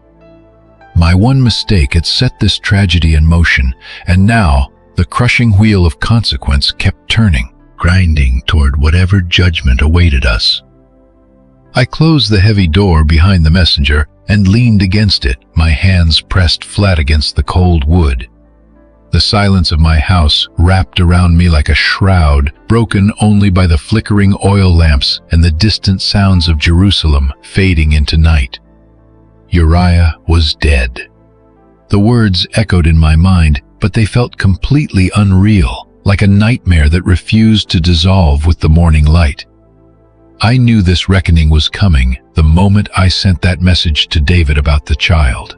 Some part of me had been preparing, building walls around my heart to hold back the flood of grief when it finally broke through. I wandered through my house like a ghost, touching familiar things that now belonged to another life. The bronze mirror where Uriah once watched me arrange my hair. The wooden chest holding his spare sandals and personal scrolls. The clay cup he always used for his morning wine, still sitting where he left it before riding off to war. Everything remained exactly the same, yet everything was shattered. These were no longer the belongings of a living husband, but the haunting relics of a love that had ended with an arrow on a distant battlefield. I collapsed onto the bench by the window and finally let the tears fall. They slid silently down my cheeks in the dim light.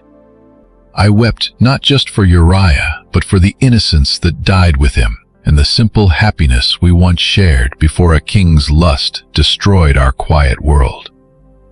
I remembered our wedding day, how his hands shook with nerves as he slipped the ring onto my finger. I remembered him singing while working in our garden, his voice rough but so sincere. I remembered how he held me close on cold nights, his warrior strength turning as gentle as morning rain. Now he lay cold under foreign stars, his voice silenced forever, his hands that once knew both sword and tenderness, frozen in death. The child in my womb would never feel its father's touch, would never hear his stories of battles and brotherhood, and would grow up with only my quiet memories to shape the man who gave it life. As the night deepened, the neighbors began to arrive. News of Uriah's death rippled through the dark streets, carrying sorrow from house to house.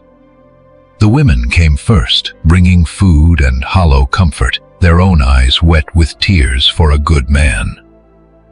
"He died with honor," they whispered, holding me close. "His name will live among the brave." The men arrived next, soldiers who fought beside him, merchants who trusted him, elders who respected his quiet faith.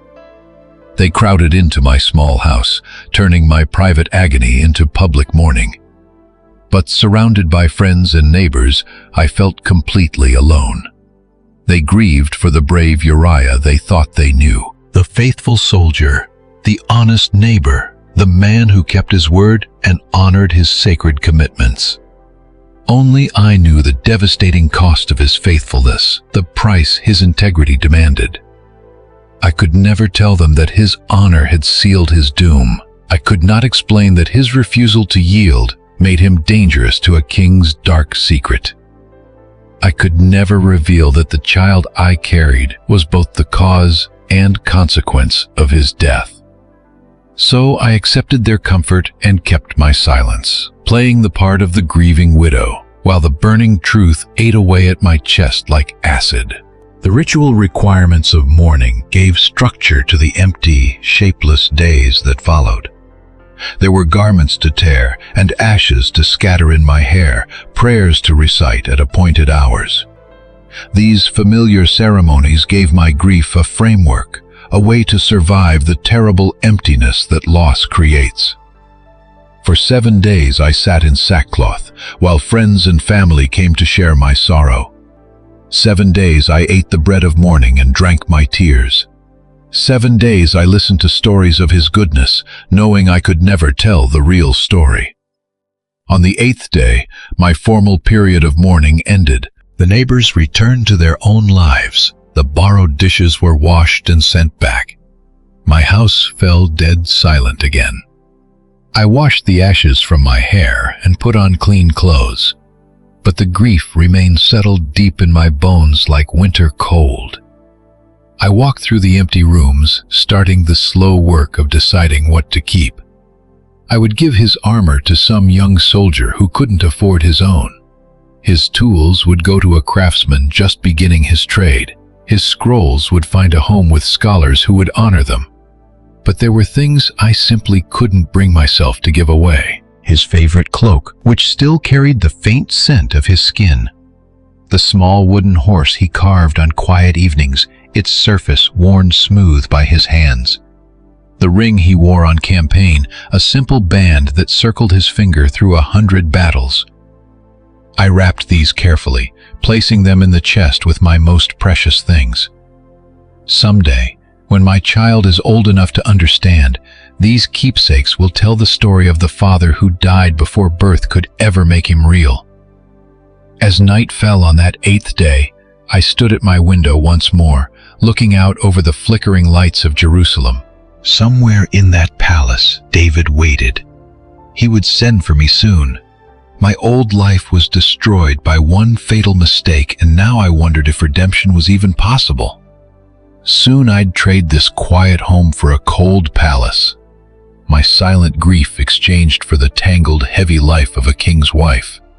My baby would be born into royal luxury instead of simple truth surrounded by political games rather than honest love. Gently I touched my belly, feeling the first quiet stir of life, a tiny pulse waking inside me like a painful question. This child was Uriah's shadow, but David's future. Too innocent to know the dark sin that made him, yet doomed to bear the heavy choices of both men. Tomorrow brings a new storm, new masks to wear, and toxic secrets to guard. But tonight, In this quiet home I once shared with a good man, I let myself finally weep. Just one last night of pure grief, untouched by palace politics or cold calculations. I cried until my chest ached, then fell into a heavy, exhausted sleep. In my dreams, my sweet Uriah was still alive, laughing in our garden while I watched from the window. The warm light of memory made everything beautiful and whole. But then, reality woke me. 3 months have passed since my mourning ended. The palace has grown used to seeing me walking these cold stone corridors, my face no longer drawing sharp whispers or judging stares. I move through these halls with quiet dignity, neither hiding nor seeking eyes. Our wedding was small, private and cold, more like signing a contract than a celebration. David handled it with his usual calculating efficiency, checking every legal box while avoiding any grand display that might make people question the suspicious timing of my pregnancy. Now, as autumn paints the Jerusalem hills in gold and amber, I can feel my baby growing stronger with every passing sunrise. What started as quiet signs, a missed cycle morning sickness, and constant exhaustion, is now an undeniable reality I cannot hide. My body is stretching and changing around this new soul, carving out space for a fragile future to unfold. Standing at my high window, I watch the city wake under the early sun. From here, Jerusalem looks so peaceful, its streets winding like ink on a scroll, its people drifting through another ordinary morning. But I know all too well how easily appearances can lie. Beneath the quiet surface, toxic currents of ambition and jealousy run deep. David's other wives watch me with eyes full of suspicion, bitter resentment, and cold calculations.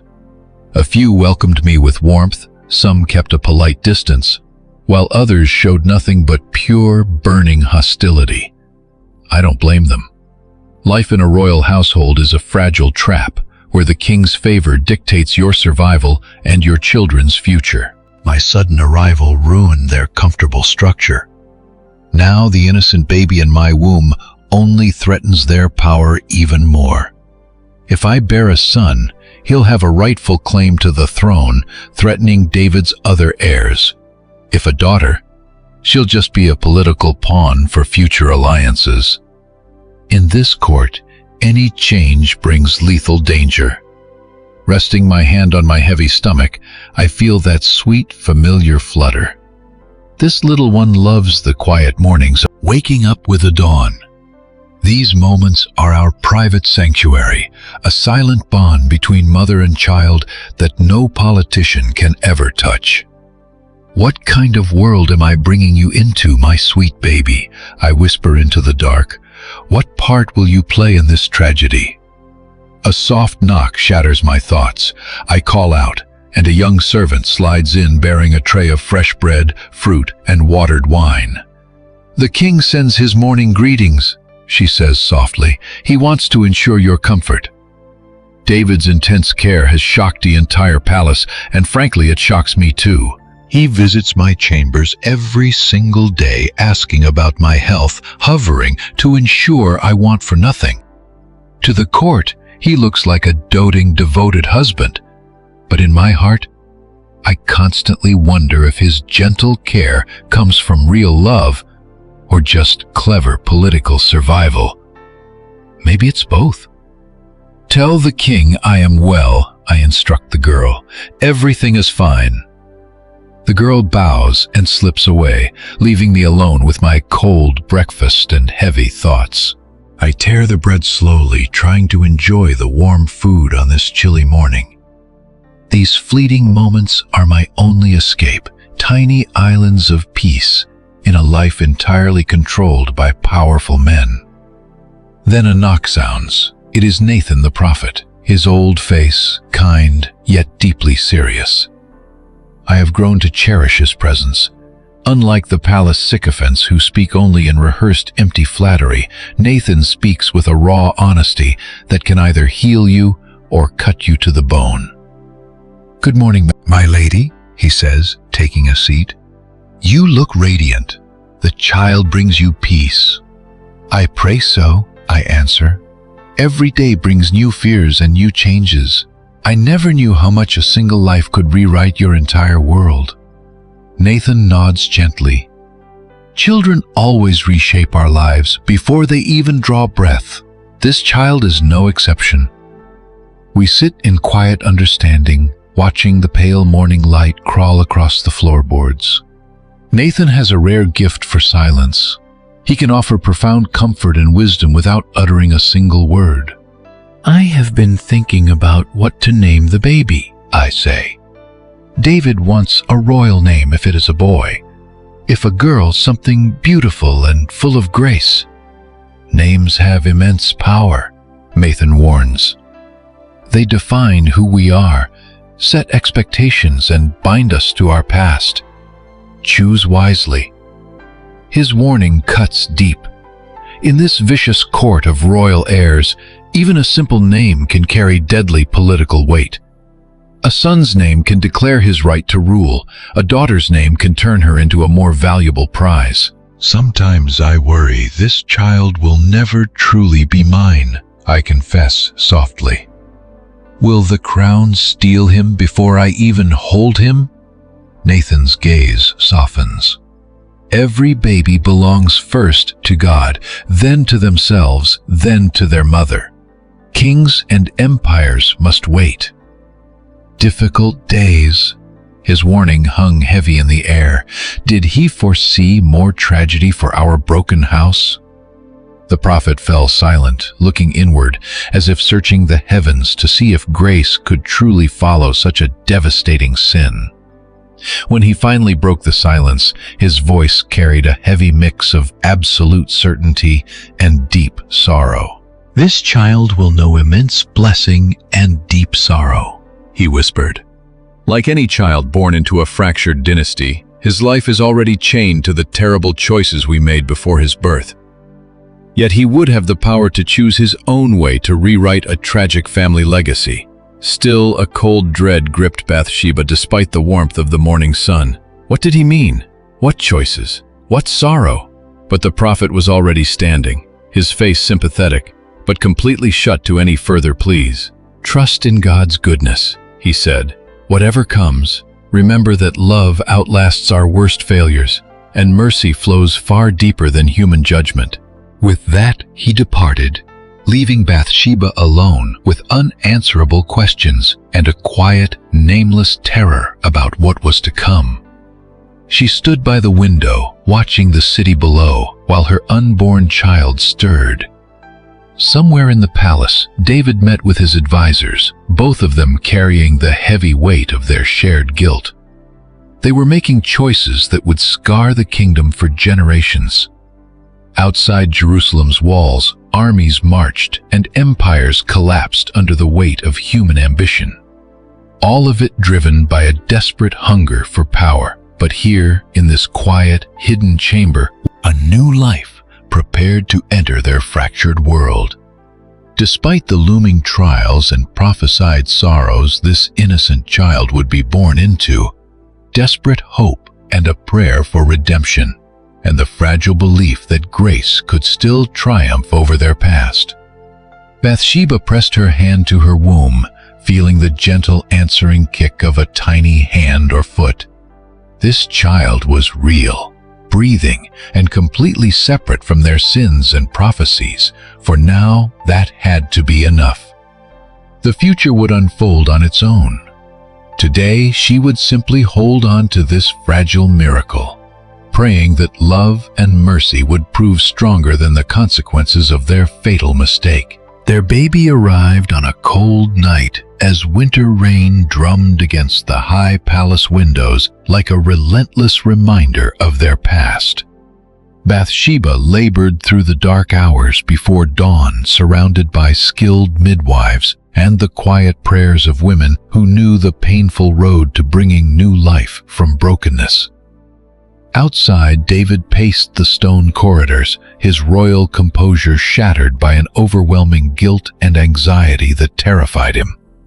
He was a king used to waiting for battles to end and empires to fall. But this waiting was different. It felt like a trial for his very soul. It was intensely personal, heavy with both terror and a desperate plea for grace. When the baby's first cry pierced the darkness, it felt like a shift in the heavens. This was the sound of their past made flesh, a physical proof of their hidden choices, stepping into the light, begging for a second chance. The midwife finally stepped out, relief and joy shining on her weathered face. "A son, my lord," she whispered, strong and healthy, with a powerful voice. Hearing this, David felt a heavy weight lift from his chest, a crushing terror he hadn't dared to voice until now. A son, a living sign that mercy could still triumph over his catastrophic failure and that redemption was possible even after his darkest sins. He stepped inside to find Bathsheba resting in quiet wonder, holding their newborn like a fragile promise of peace wrapped in soft cloth. The sight made him freeze at the entrance. Beyond the scandals and the guilt, this moment was pure, untouched by their sins, as simple and timeless as love itself. "He is beautiful," David whispered, sitting gently beside them. The baby's face was flushed and wrinkled, his tiny hands reaching out as if grasping for a clean slate. Bathsheba looked up at him, her eyes reflecting a profound depth of pain, relief, and a desperate plea for grace. There was joy, yes, but also a haunting grief for the innocent baby they had lost and the husband who had paid the ultimate price for their mistake. She felt relief that she had survived, but also a deep dread of what destiny would demand of this innocent life. "He looks like you," she whispered. But in truth, he carried the universal mystery of all newborns. An innocent soul sent to a broken world, waiting to see if he could rise above their past. David reached out with trembling hands, and she gently placed the child in his arms. The baby felt solid, a warm, living proof of God's unmerited favor. He had held many of his own children before, as well as the babies of his subjects who begged for a king's blessing. But holding this boy felt entirely different, heavy, with a profound spiritual weight. "What shall we name him?" he asked in a quiet whisper. They had talked of names for months, but everything they chose in secret felt inadequate now. How do you name a child who represents your only hope for a second chance? Before Bathsheba could answer, a familiar commanding voice spoke from the dark doorway, reminding them that their lives were no longer entirely their own. "His name is already decided," Nathan said, entering with the heavy, divine authority that always marked his warnings. David looked up, clutching the child tightly. The prophet's sudden arrival felt like a shadow falling over their brief moment of peace. Nathan never came without a message, and his words usually brought consequences that shattered human designs. "The Lord has sent a message," Nathan said, stepping closer to the bed. "This child shall be named Jedidiah, because he is beloved by the Lord." The name lingered in the air like holy incense. Jedidiah, beloved of God, a title of grace promising a destiny untouched by his parents' terrible shame, and a future that rose far above their past. Tears of pure relief filled Bathsheba's eyes. After months of agonizing over whether this child would pay for their ultimate sin, here was a divine declaration of absolute love and redemption. He was not cursed for the sins that created him. He was cherished, chosen, and blessed with a name that offered a shield of divine grace. "Jedidiah," David repeated, feeling the immense weight of the word. It was beautiful, but it was also a public statement that would invite hard questions. The world would demand to know why this specific child received such favor. Was it truly possible that out of their ruin, God was building something sacred? Perhaps that was fitting. This baby's life had already shattered the normal order of things. His very conception set off a chain reaction that cost innocent lives and shook kingdoms. It felt right that his name carried prophetic weight. Jedidiah, Bathsheba whispered, reaching out to touch his tiny hand, meaning beloved of the Lord. The baby grew quiet in his father's arms, his dark eyes focusing on the faces looking down at him. For a brief moment, the room filled with peace, as if this new life could finally heal their self-inflicted wounds and silence the lingering accusations of their past. Nathan stepped closer, placing his wrinkled hand on the baby's forehead. "May the Lord bless you and keep you," he said softly. "May his face shine upon you and give you peace. May you grow in wisdom and favor with God and man." The blessing wrapped around him like a protective shield. Powerful words spoken over complete innocence. Promises of divine grace whispered into an uncertain, dangerous future. No matter what consequences still awaited them for their past mistakes, this child would carry God's redeeming love as his birthright. As dawnlight filtered through the windows, servants brought news of a buzzing city. Word of this royal birth had spread through Jerusalem like ripples across water, Sparking both joy and gossip. Soon, official announcements and formal presentations would begin bringing all the grand ceremonies of royalty. But right now, in this quiet private room, we see a fragile family trying to heal, an exhausted but radiant mother, a father crushed by his guilt but awed by this new hope, and a baby carrying redemption in his tiny hands. David placed the infant back in Bathsheba's arms. She held him close, watching his breathing grow slow, steady, and peaceful. The frantic chaos of birth gave way to the quiet rhythm of a new life. "He will have a different path than we did," Bathsheba whispered, her eyes fixed on her son. "Born into secrets and facing consequences he did not create. Children always inherit their parents' mistakes," David replied. "But they also have the power to choose differently, to write a new story. This boy will have that chance at redemption." Nathan nodded in agreement. "The Lord's plan is rarely clear in the beginning," the prophet said, "but grace unfolds in its own time." This child is a blessing, not a curse. Remember that. With those final words, the prophet slipped away, leaving the young family alone with their fragile new beginning. Outside, the city went about its usual mourning, but inside these palace walls, everything had changed. The baby slept peacefully, completely unaware that his life was already rewriting a tragic story of human failure, heavy consequences, and a mercy that somehow runs deeper than our worst mistakes. The boy, beloved by God, had arrived, proving to all of us that even the most broken beginnings can lead to redemption. Inside, the court spring arrived in Jerusalem with a rare, welcoming warmth filling the palace gardens with color birdsong and the soothing sound of running water. By now, the young prince was already several months old, a healthy child who laughed and reached out for his mother. Against all odds, Bathsheba had adapted to her new life in the palace with incredible grace. The heavy shame of her scandalous arrival had slowly dissolved into quiet acceptance, aided by her quiet dignity and strength. She was completely devoted to her baby. Seeing this, the other royal wives accepted her presence, some offering genuine friendship, while others kept a cold, polite distance. She sat in the courtyard, holding her son as his tiny fingers explored the soft silk of her sleeve.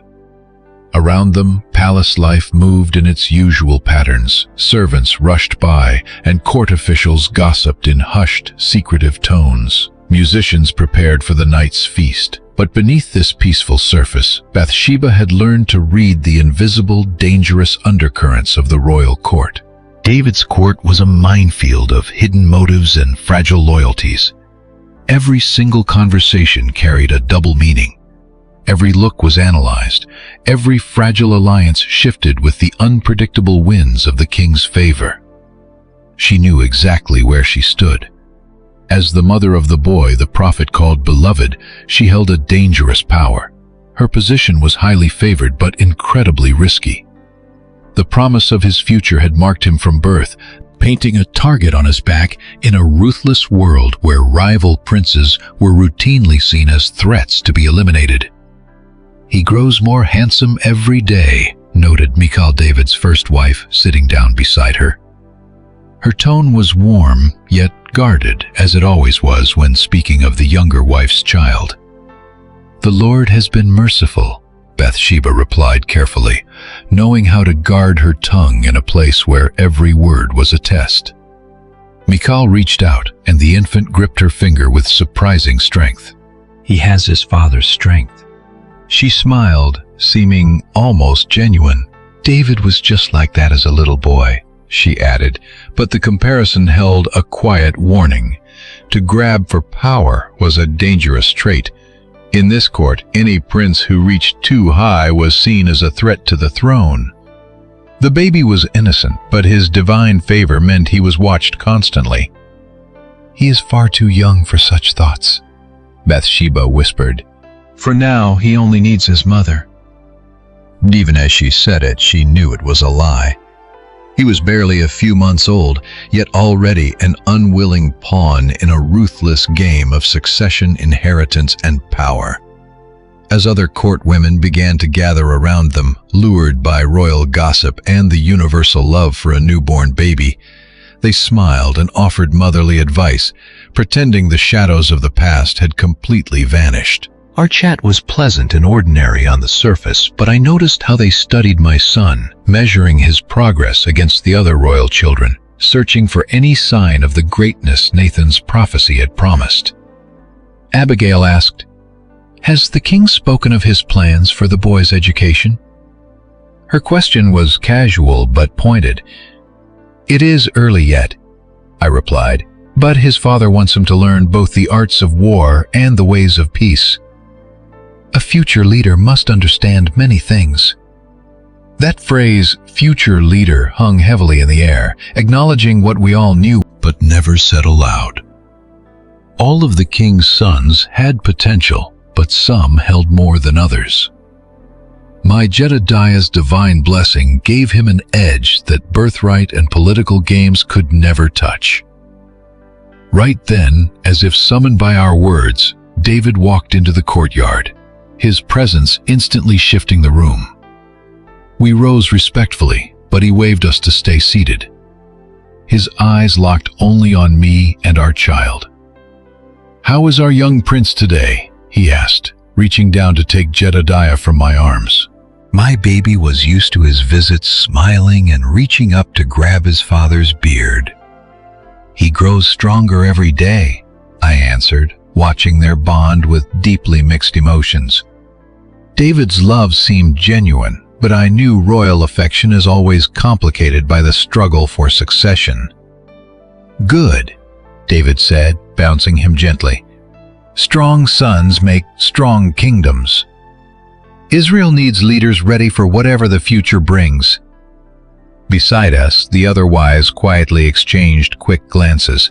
He had many sons, and each had been called Israel's future strength. But something in his voice when he spoke of my Jedidiah suggested far deeper hopes, far heavier expectations. A servant interrupted with urgent business, and David reluctantly handed my sweet boy back into my arms. "I must attend to matters of state," he said, "but I will see him before dinner." Once he left, the courtyard buzzed with quiet whispers. The other wives had seen the king's intense focus on my baby. They noted how he held him, hanging on every word. In our world where royal favor decides whether you survive or perish, these quiet observations were far more than simple gossip. "The king shows great fondness for your boy," Michal observed coolly. "As he should," I replied with equal caution. A father's love is a precious gift, but inside I wondered, did his devotion come from pure love or from the crushing guilt of how we conceived Jedidiah?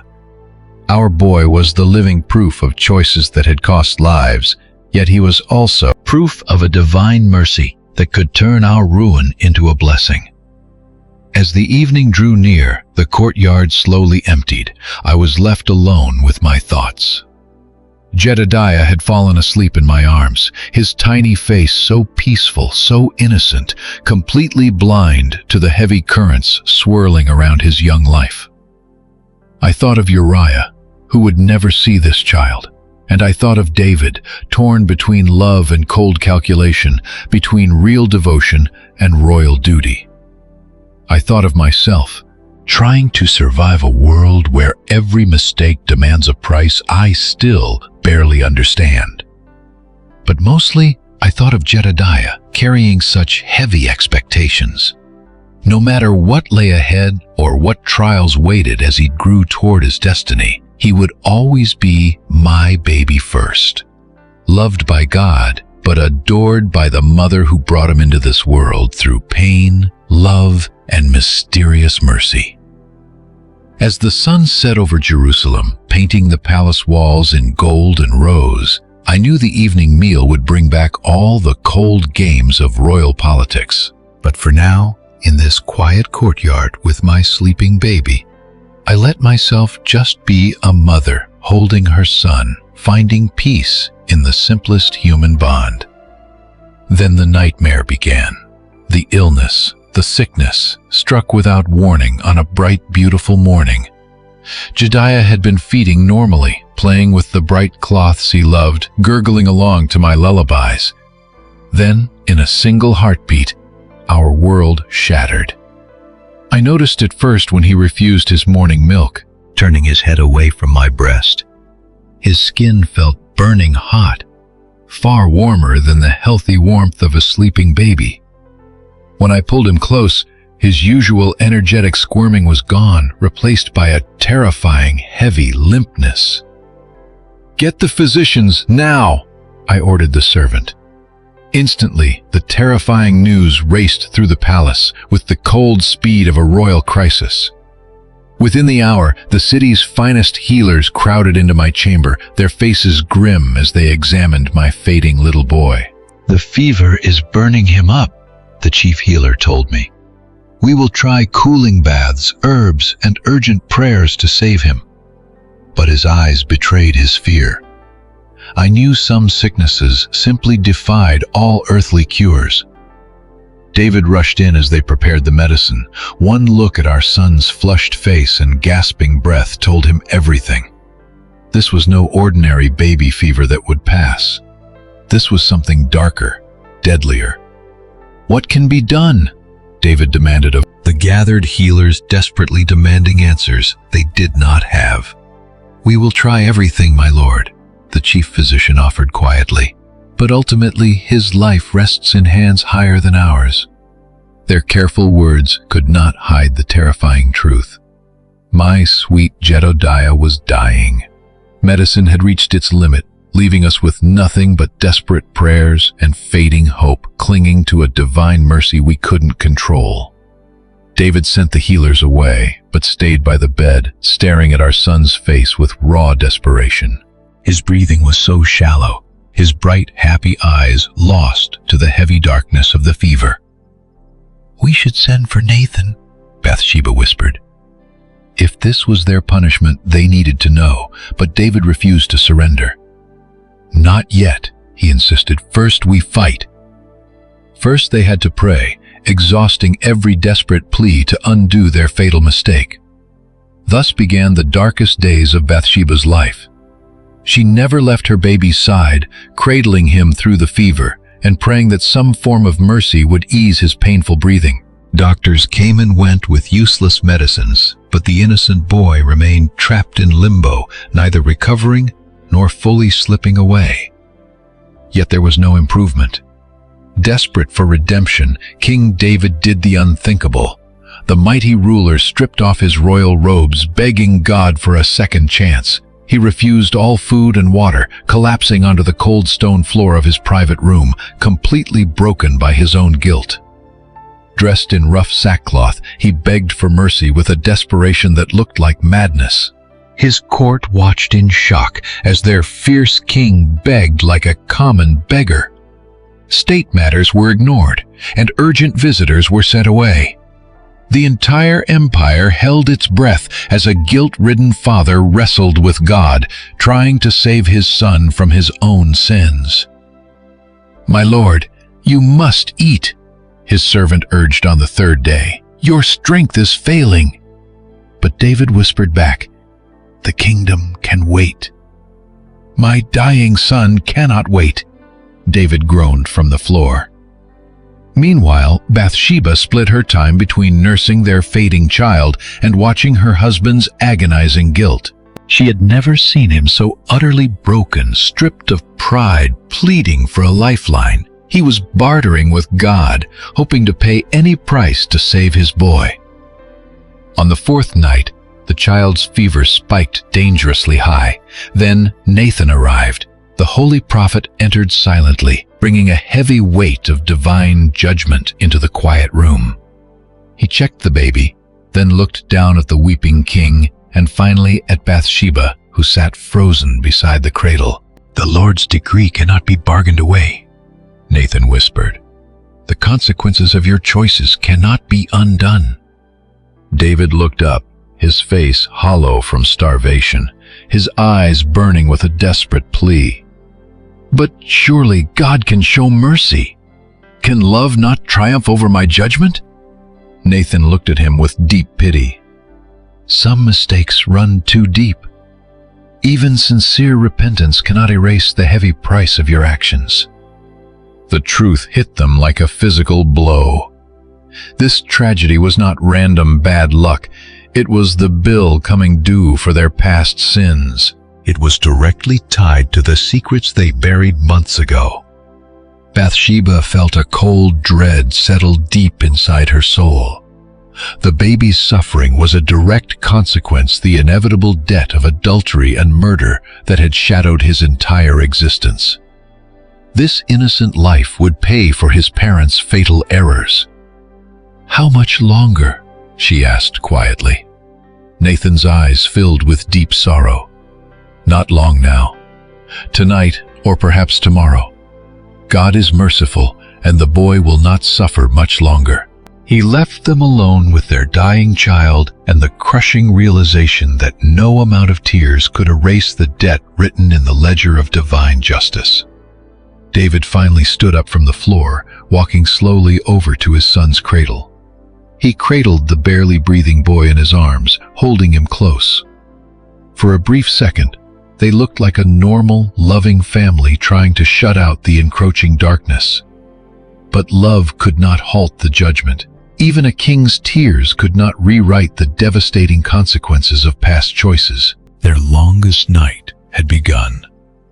Eventually, a cold gray dawn broke over the silent city of Jerusalem. But inside their room, time stood completely still. In the painful gap between hope and utter despair, day and night meant nothing. Life was measured only by the faint, failing gasps of their dying baby. Bathsheba stayed awake through it all, her hand resting gently on the child's tiny chest. She watched the shallow rise and fall, desperate for any sign of life. Every single breath felt like a brief victory. Every silent gap between those gasps brought pure terror. On the floor, David's loud begging had finally dissolved into a quiet, heavy stillness. His lips moved in silent grief, pleading with the Creator who held their child's fragile life in his hands. Servants crept around them like ghosts, leaving clean water and food that went entirely untouched by the grieving parents. Everyone knew they were witnessing a tragedy, the ruin of a king, and the steep price of a single mistake. They were watching divine justice unfold, a mystery too heavy to bear. As daylight filtered in, the child's breathing grew even more shallow. The fever had burned away his last remaining strength. Whenever he opened his eyes, he saw nothing but empty space. He no longer recognized the weeping faces above him. Bathsheba lifted him close to her chest, feeling his tiny heart fluttering wildly like a trapped bird. She softly sang the old lullabies her own mother had taught her, the tragic songs sung to dying children since the beginning of time. "Sleep now, my sweet boy," she whispered, kissing his burning forehead. "Let go of the pain." David stood up and wrapped his arms around them both. In that moment, they were just heartbroken parents saying goodbye to their baby. Their love formed a tiny shield against the encroaching shadow.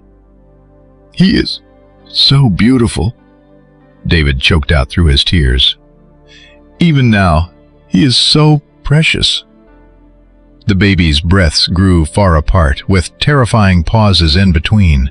His tiny fingers lay completely still. The little hands that had just learned to hold on to his mother now lay limp. The fever was breaking, but taking his life with it. Bathsheba felt the exact moment the battle was lost. One final breath, then absolute silence. The heartbeat faded. The price of their mistake was paid.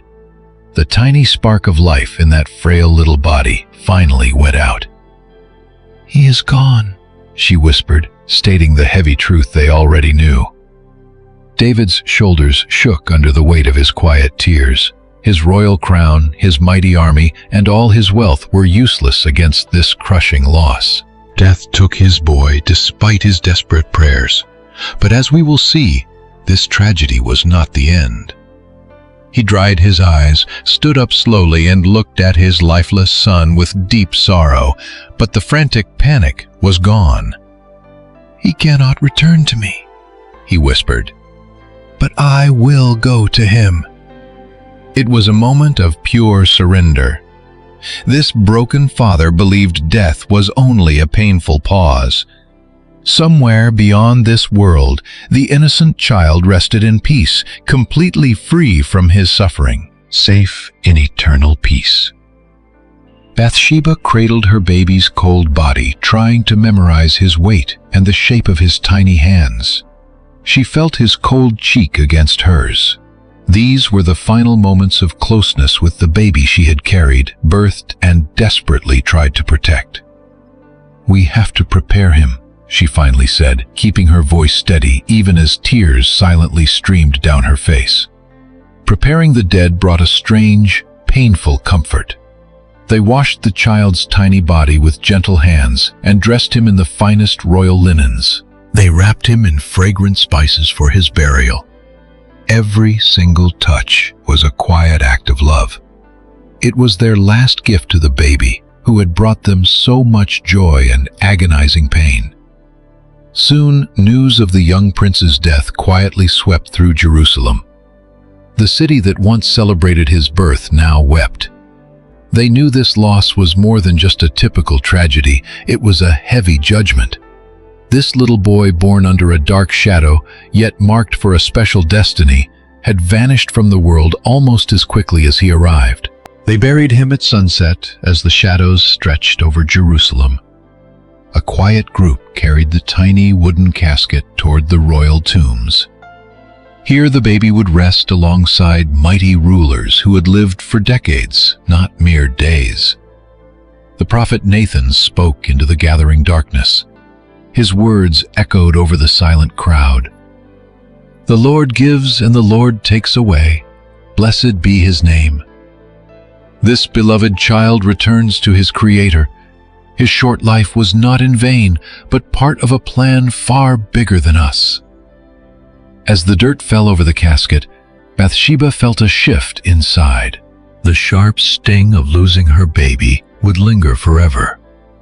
But rising beside her deep grief, there was something else. A quiet peace. A feeling that her son's brief story was somehow complete. David stood close, his hand resting firmly on her trembling shoulder. His own heavy sorrow had turned into a quiet surrender. The baby's pain was finally over. The terrible price of their major mistake had been paid. Let us look at how mercy can rise from the ashes of judgment. Walking back under the stars. Bathsheba knew this tragedy had bound them together. They had shared the ultimate loss, watching helplessly as death took their child. The fire of their grief had consumed all their guilt and shame, leaving only the raw truth of their shared brokenness. The morning would bring fresh trials and hard questions, but tonight they were just a mother and father who had loved and lost. They learned that some heavy burdens can only be carried together, and that even in their darkest hour, love remained.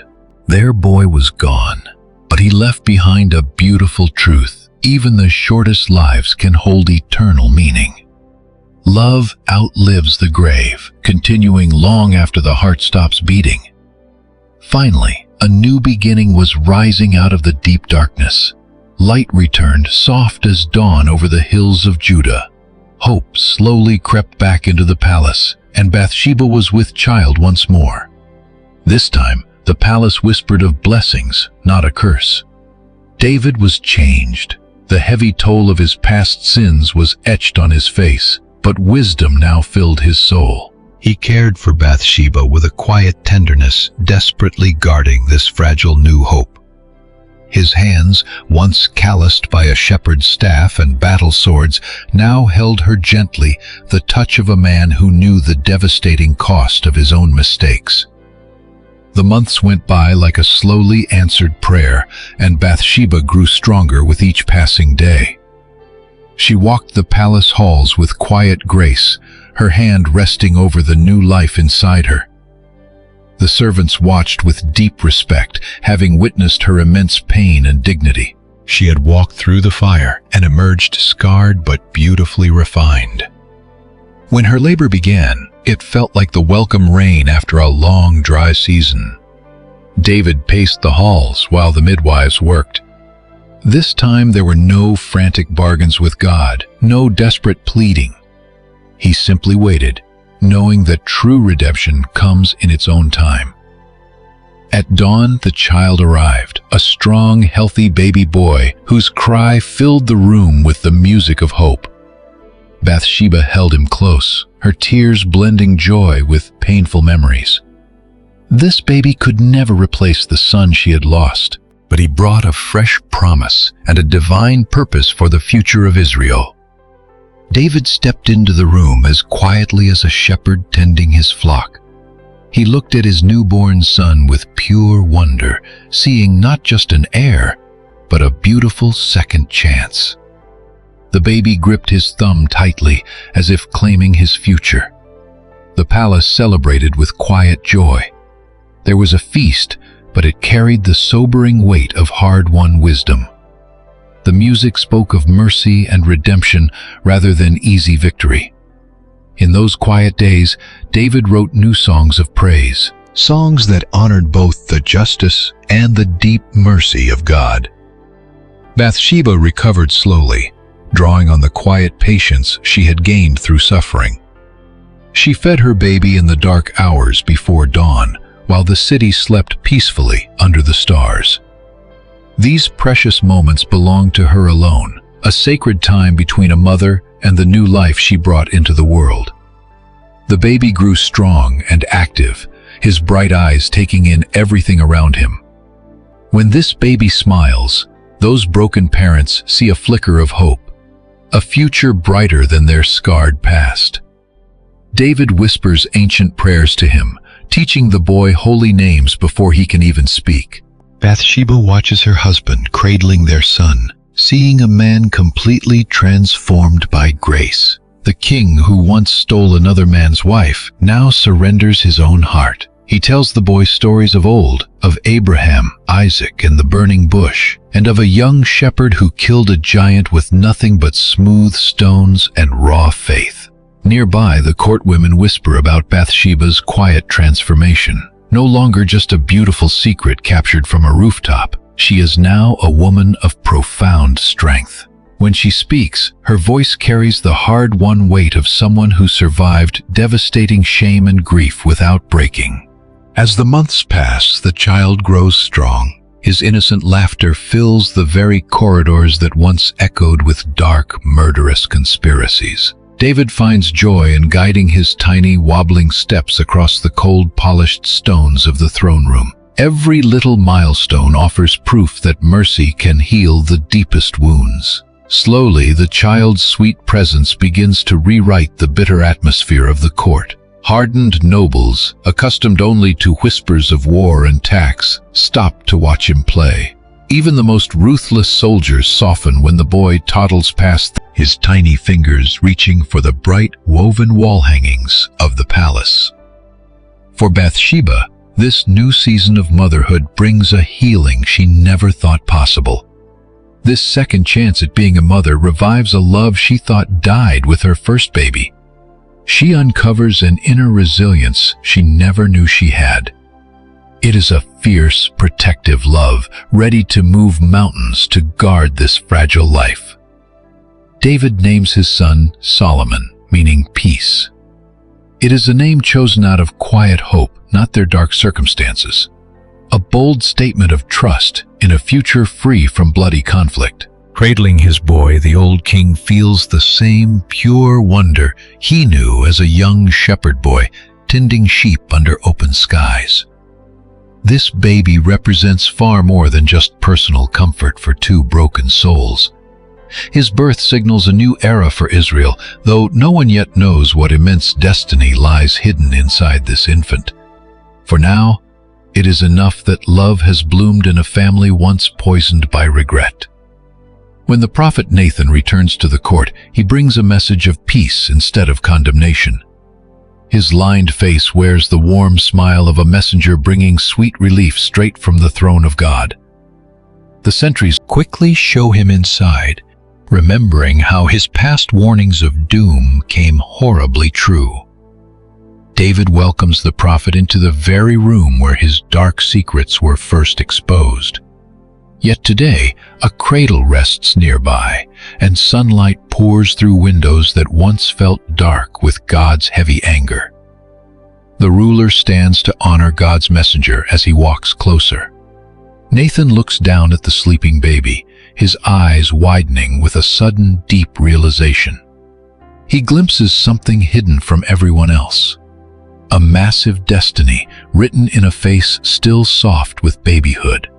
The prophet gently reaches toward the cradle with hands used to pouring holy oil. "The Lord has spoken about this child," Nathan says, his voice ringing with pure divine authority. David and Bathsheba step closer, their hearts pounding in suspense. After enduring so much agony, they finally dare to hope for mercy. Nathan lifts the tiny boy with the easy comfort of a seasoned holy man. Solomon stares up with wide, calm eyes, almost as if he recognizes the gentle face of the prophet looking back. Absolute silence fills the room. "His name shall be Jedidiah," Nathan announces, his voice quiet but steady. "It means beloved of the Lord, because God has chosen to love this boy deeply. What was lost to judgment is now restored by grace." Bathsheba gasps, stunned by the promise. The name carries promise beyond her wildest hopes, a divine endorsement washing away the heavy shame of their past sins. This baby, conceived from a scandalous union, born in sin, now carries God's ultimate blessing. David lets his tears flow freely, hiding nothing.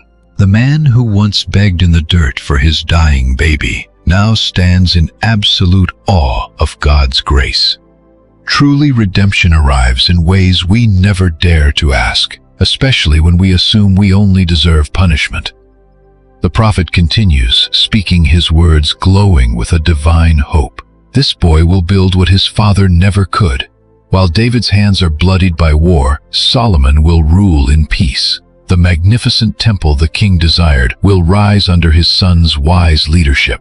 These words ripple through the quiet room like a stone dropped in water. The great dream of the king's heart to build a home for the Ark of the Covenant now belongs to the sleeping baby. What once felt like God's harsh rejection is actually his sacred preparation. Bathsheba listens closely, knowing firsthand that God's plans make no sense to human minds.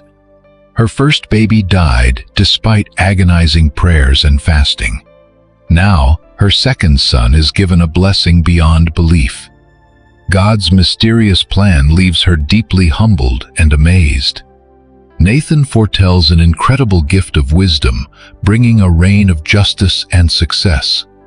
Entire nations will travel just to hear Solomon's advice, drawn to a brilliance that comes straight from heaven. This tiny baby currently tugging on the prophet's beard will eventually judge empires and solve arguments that leave other rulers completely baffled. David welcomes this message with a heavy mix of joy and fear. Raising a child of such immense destiny is an honor that deeply humbles his broken heart. The former shepherd who defeated Goliath stands in awe of a much greater victory won through quiet wisdom rather than bloody warfare. As the prophet turns to go, he returns the child to his mother with deep respect. "Guard him well," he gently advises Bathsheba, though he knows she needs no reminding. Huge promises lie ahead, but they must unfold in their own time. Nathan's departure leaves the family in deep, quiet reflection. They have experienced something far greater than a simple blessing, a moment where heaven met earth. The baby sleeps on, entirely unaware of the massive future spoken over his tiny life. Over the following weeks, David and Bathsheba look at their little boy with completely new eyes. Every little breath and sound seems to hold deep meaning. In his bright, curious gaze, they recognize the first sparks of a redeemed, beautiful future. I saw it in the way he truly listened to them. Meanwhile, the court buzzed with news of the prophet's visit and blessing. Some remembered Nathan's past warning, amazed that our judgment had turned to favor. Others began positioning themselves carefully, knowing this helpless infant might one day hold their entire future. I treasured the prophet's words deep in my heart, storing them like provisions for a long winter.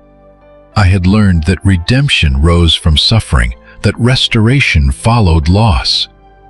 My son carried both our fragile human weakness and God's heavy favor, a mix that demanded both deep trust and constant vigilance. Inside the palace, years began to pass like gentle, quiet seasons. Solomon grew quickly under our watchful eyes. Parents who now treasured every ordinary day, I finally found my true place in court, not as some fragile decoration, but as a woman whose wisdom had been refined by fire. Soon the morning councils took on a brand new pattern. As David began to seek my counsel more and more, I sat quietly to one side, watching the debates between generals and officials. My words were few, but they carried weight. I spoke with the authority of someone who had survived both the peaks and the absolute pits of palace life. The other women of the court looked at me with mixed feelings.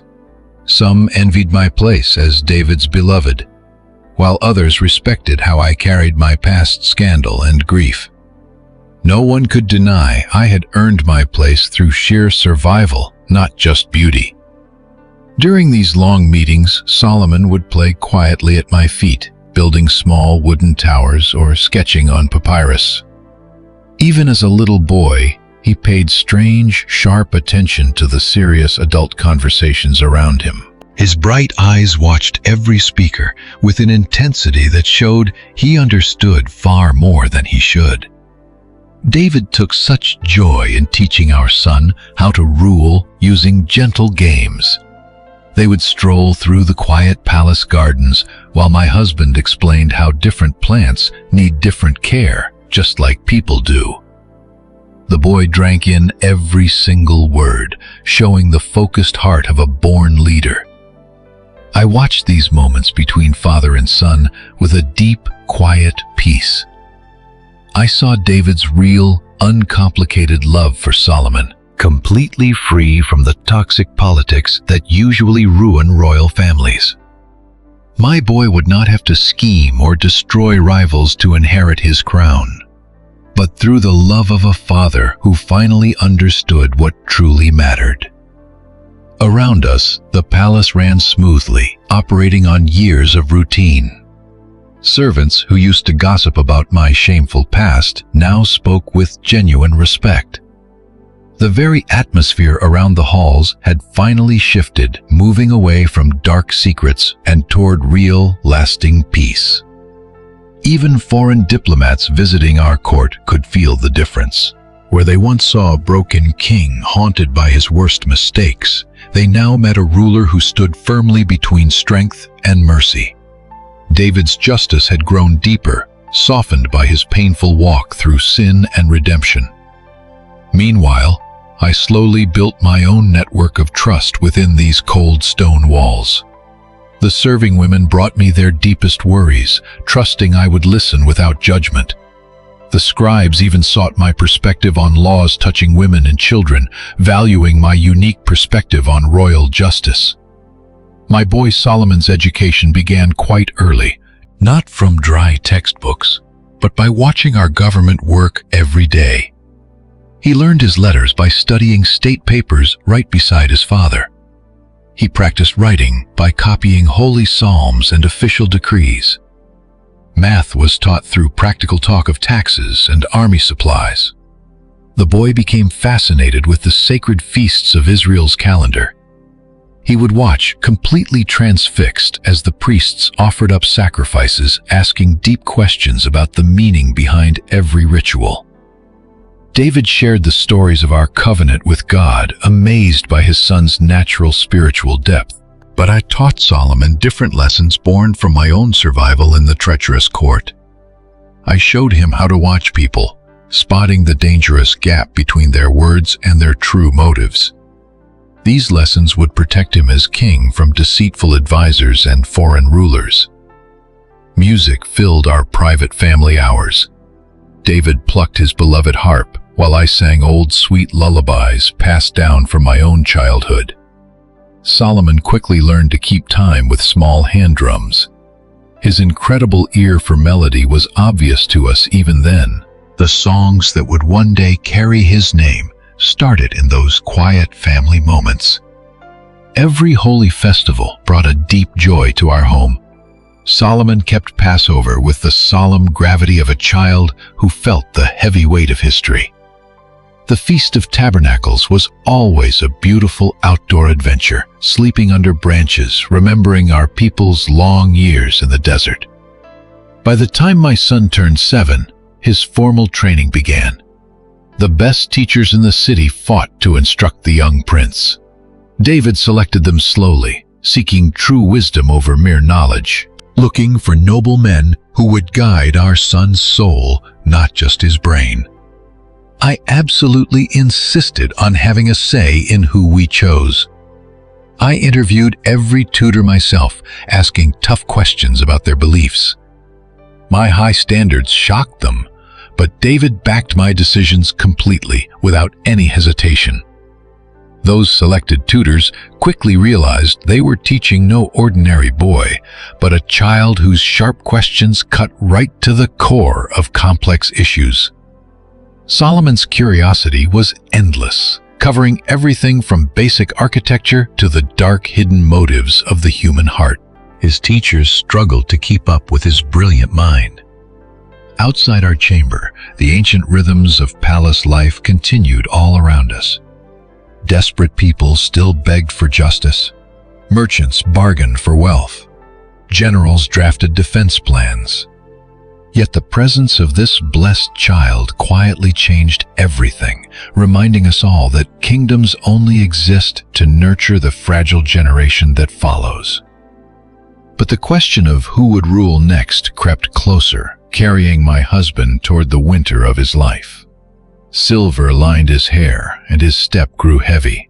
The schemers began whispering about who would take the throne, even though my king remained sharp and resolute in his command.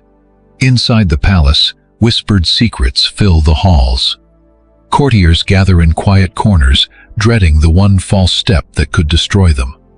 We must ask ourselves the terrifying question, when David dies, who survives this battle for redemption? Bathsheba watches every shift. As a woman whose past mistake nearly destroyed her, she knows she cannot afford another error now. She sees who aligns with David's eldest sons, knowing a single miscalculation in loyalty could mean ruin for them all. This high-stakes game is played in quiet glances, yet young Solomon, the child of her redemption, seems completely unaware of the danger. Instead of plotting, he buries himself in his studies. He pursues law and philosophy with an intensity that shields him from the storm. His tutors marvel at his brilliant mind. He understands governance deeply, perhaps sensing the heavy burden his future will demand. David watches his son with a mixture of pride and deep, aching fear for what lies ahead. He knows all too well how easily a king can fall and how heavily past sins weigh on innocent shoulders. Meanwhile, David's other sons plot. Adonijah, the confident fourth son, hungry for power, begins his move.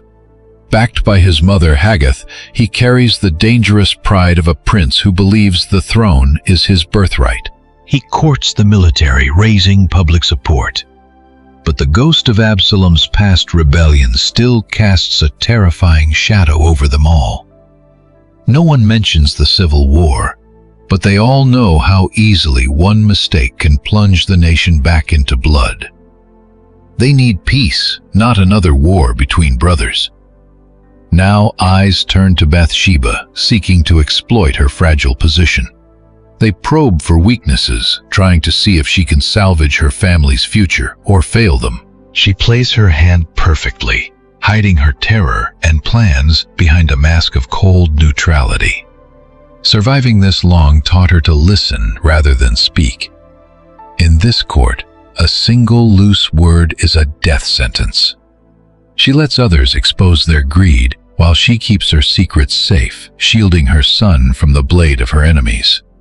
Even the holy men begin to choose sides, knowing the fragile kingdom stands at a crossroads. They know the next ruler decides the fate of their worship. Some want David's legacy. Others seek a clean slate. While some pray for spiritual renewal, Nathan the prophet steps carefully. He knows the weight of David's past sins and warns of what is to come. He keeps the prophecy of Solomon's crown hidden, guarding the boy's life from those who would kill him. He refuses to play political games. Meanwhile, foreign empires watch, ready to exploit any sign of weakness in the transition. Neighboring kings had wagered heavily on David, and they dread the chaos a new king might bring.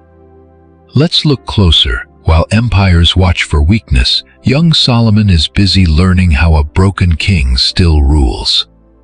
He sits in the shadows of the council room, studying how his father balances mercy with ruthless power. Afterwards, the prince asks the hard questions, desperate to learn how to avoid the pitfalls of leadership.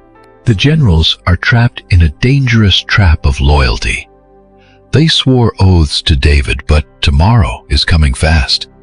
They must protect the realm, so they quietly judge which heir is strong enough to keep them from total ruin. Bathsheba quietly builds her fortress. She secures alliances with the court's most powerful women, weaving a web of protection. These genuine bonds are not just politics. They are her lifeline when the inevitable storm breaks upon her family. Even the silent servants see the cracks in the dynasty. They watch from the shadows, knowing everyone's secrets. They witness the quiet hatreds and the terrifying tension that the lords and ladies pretend do not exist. In a court of lies, these ignored witnesses hold the keys to survival for anyone who listens. Yet David stays silent, refusing to name his successor, ruling with an authority that masks his decaying strength. But his inner circle knows the truth. He cannot outrun time, and this delay is breeding a dangerous rebellion. On the surface, the feasts go on, but beneath the music lies a suffocating panic. Everyone is waiting for the crash. Every royal gathering is analyzed, searching for a sign of who will inherit. You and I can see the tragedy looming. Morning light shines, but shadows of ambition only grow darker. Adonijah steps forward. A magnetic force. He gathers desperate conspirators around him, ready to strike before he is stopped. His mother Haggith watches with fierce pride. She has hidden her deadly ambition for decades, waiting for David's grip to slip so her son can finally seize everything. She sees her chance. David is fading, and Solomon is busy reading books while his life is being stolen. Adonijah surrounds himself with deadly allies. He secures the ultimate prize, Joab, the commander. The battle-hardened general has served David for decades, but he knows a dying king cannot protect him from tomorrow. He believes loyalty now means backing the strongest heir. Alongside him, Abiathar the priest joins the rebellion, staking everything on one fatal gamble. This high priest bets his sacred legacy on a coup. His holy blessing shields what is actually a dangerous gamble, making raw ambition look like divine destiny. He paints his claim as God's will and royal tradition. But the prince treads lightly, knowing a single misstep now will destroy him. He quietly tests the court, careful not to cross his father. He steps into the spotlight, watching every single move. He attends royal ceremonies with perfect grace, listening closely to the people's struggles. He is building an image of a savior, hoping to secure his future before it is too late. The prince's charm is his greatest weapon. He knows how to make people feel seen, a powerful tool when you are playing for absolute survival. It is a crucial skill for gathering allies. Soon, battle-hardened veterans of David's old wars start listening. They flock to a young prince who promises glory.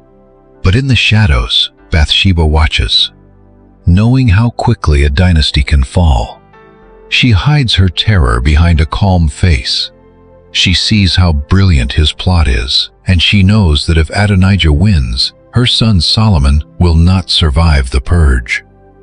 But she waits. Acting too soon is a fatal error that would only hand her rival the crown. The rebellion gains strength as powerful men place their bets. Wealthy merchants desperate to protect their fortunes begin to align. They want a strong warrior, not a quiet, bookish boy like Solomon. Across the empire, governors quietly calculate which choice will save their own heads when the dust settles. Meanwhile, Solomon remains buried in his books, acting as if his life is not hanging in the balance. He studies the heavy burdens of justice instead of playing cheap political games, even as the palace prepares to explode. This silence terrifies his allies. They want him to fight to secure his survival before the trap snaps shut.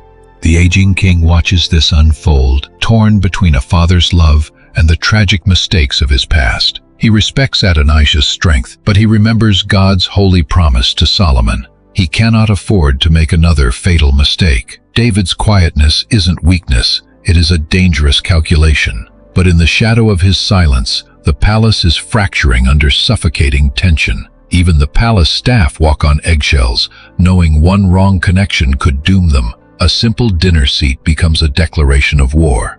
Foreign spies watch closely, waiting to see if the kingdom will tear itself apart. Their own survival depends on backing the right horse. They begin making secret deals, desperate to align with the future king before the purge begins. Adonijah's camp moves from talk to action, quietly auditing the army and the treasury. They are preparing to seize absolute power. It is a quiet treason. One slip up now, and they all face the executioner's blade. Fueled by arrogance, the prince grows dangerously bold. He begins playing king in public, holding mock courts as if the throne were already his. He is trying to prove he is ready, buying loyalty from those too blind to see the danger. He even weaponizes faith, using sacred rituals to prove his innocence and right to rule. He buys the favor of the priests with lavish gifts, desperately trying to mask his rebellion as holy duty. Nathan the prophet watches in silent agony. He remembers God's promise to Solomon, knowing a catastrophic betrayal is about to unfold. But speaking out too early could trigger a bloody civil war. He must time his move perfectly or lose everything. Bathsheba feels the walls closing in. The smiles of the court turn cold as allies distance themselves to survive. She knows that if Adonijah takes the crown, her life is over. She clings to the few who still refuse to betray her. The tipping point arrives. Whispers fill the dark halls that Adonijah is preparing to steal the crown in a massive, unauthorized ceremony. Troops are moving. The games are over. The time for quiet politics is dead now. It's a fight for survival. Dawn breaks with suffocating dread. Bathsheba wakes to news that turns her worst nightmares into a sudden, terrifying reality. Adonijah has declared himself king at Onral. He is feasting with his co-conspirators, leaving Solomon out to face eventual execution. She stands up, cold and focused. Decades of palace intrigue have taught her that when ruin knocks on your door, you do not panic. You either strike back instantly or you die. The time for watching is over. Nathan slips into her room, his face etched with pure panic. They are watching God's sacred plan get torn apart by one man's pride. Together they combine royal wits and holy power. It is their very last chance to stop the coming slaughter. We must make David remember his oath, Nathan warns. If we fail, our lives and the nation's future are finished. Bathsheba nods. This is the ultimate test. One wrong word to the dying king, and she and her son will be executed. They choreograph their moves with absolute precision. A single slip-up means their execution and the destruction of God's chosen line. Nathan will enter right after she finishes, using his holy authority to force David to act before the crown is lost forever. She dresses for the fight of her life, choosing robes that project both power and humility. She must play her part flawlessly, acting not just as a desperate mother, but as a loyal subject begging for justice.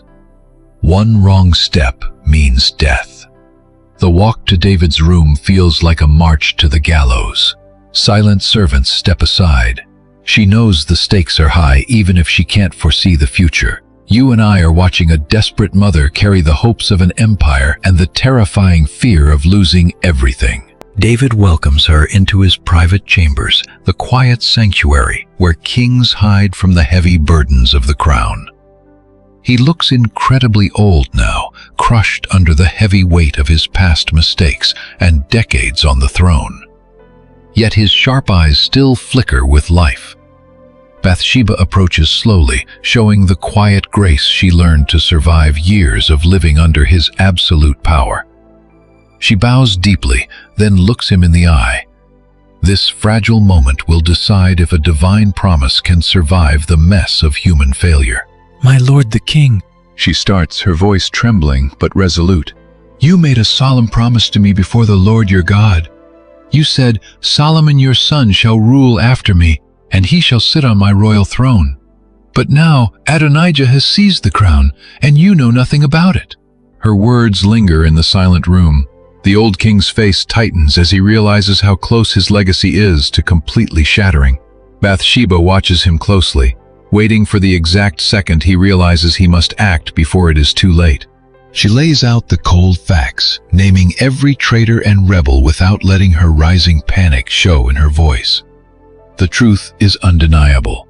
A dark conspiracy is unfolding, threatening to ruin her son's future and steal his destiny.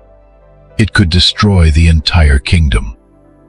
David listens intently, the way he once listened to war reports, searching for any way to save his house. He needs to know how deep this betrayal goes. The aging warrior's mind starts spinning, looking for a way to salvage what is left. Right then, Nathan the prophet steps into the room. He carries the heavy gravity of a man who knows that one mistake can ruin everything. He confirms the rebellion is real, reminding the king of the divine path Solomon was always meant to walk. Nathan's words are heavy, reminding them both that history is watching and heaven's plans are hanging in the balance. He warns David that inaction will ruin their last chance at redemption. The king realizes he must act now, showing the fierce strength of his younger years. The man who fought Goliath with a sling now faces a much deadlier enemy, his own family's ruin. He will keep his word, but he must plan carefully. He quickly gathers a small, trusted group to stop the conspiracy before it destroys them all. He calls Zadok the priest and Benaiah the guard commander. These loyal men get orders to change the course of history. Solomon must be crowned king immediately before the rebellion can succeed. Bathsheba sits in the room as both queen and mother, fighting to save her son's life from the looming threat of execution. She knows who is loyal and who is a snake. Together we are watching them turn a deadly disaster into a chance for survival. The very betrayal meant to destroy Solomon's future becomes the exact path to his rise to power. As the city wakes to the sudden blast of trumpets from the Gihon spring, the ancient ceremony begins in secret haste. David's urgent commands rush through the palace hallways, pushing loyal servants into their roles to prevent a total disaster. Zadok steps out of the sanctuary, tightly holding the holy oil meant for the true king. This is the very same oil that blessed young David's head years ago. Now it will crown his son, redeeming their family name and securing their fragile future. Benaiah leads the elite royal guard with cold discipline.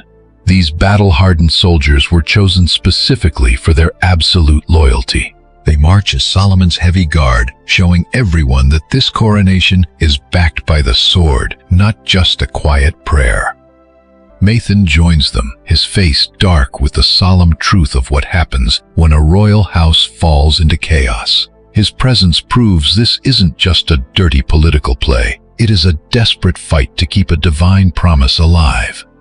Solomon walks forward with a quiet calmness that stuns even his closest allies. He has studied how to rule for years, but now he must face the deadly reality of holding on to power. He is ready for this heavy task. Bathsheba watches silently from the palace as the crowd heads toward the spring. Her mind is flooded with worry. She is watching her son step into a position where one mistake could destroy him.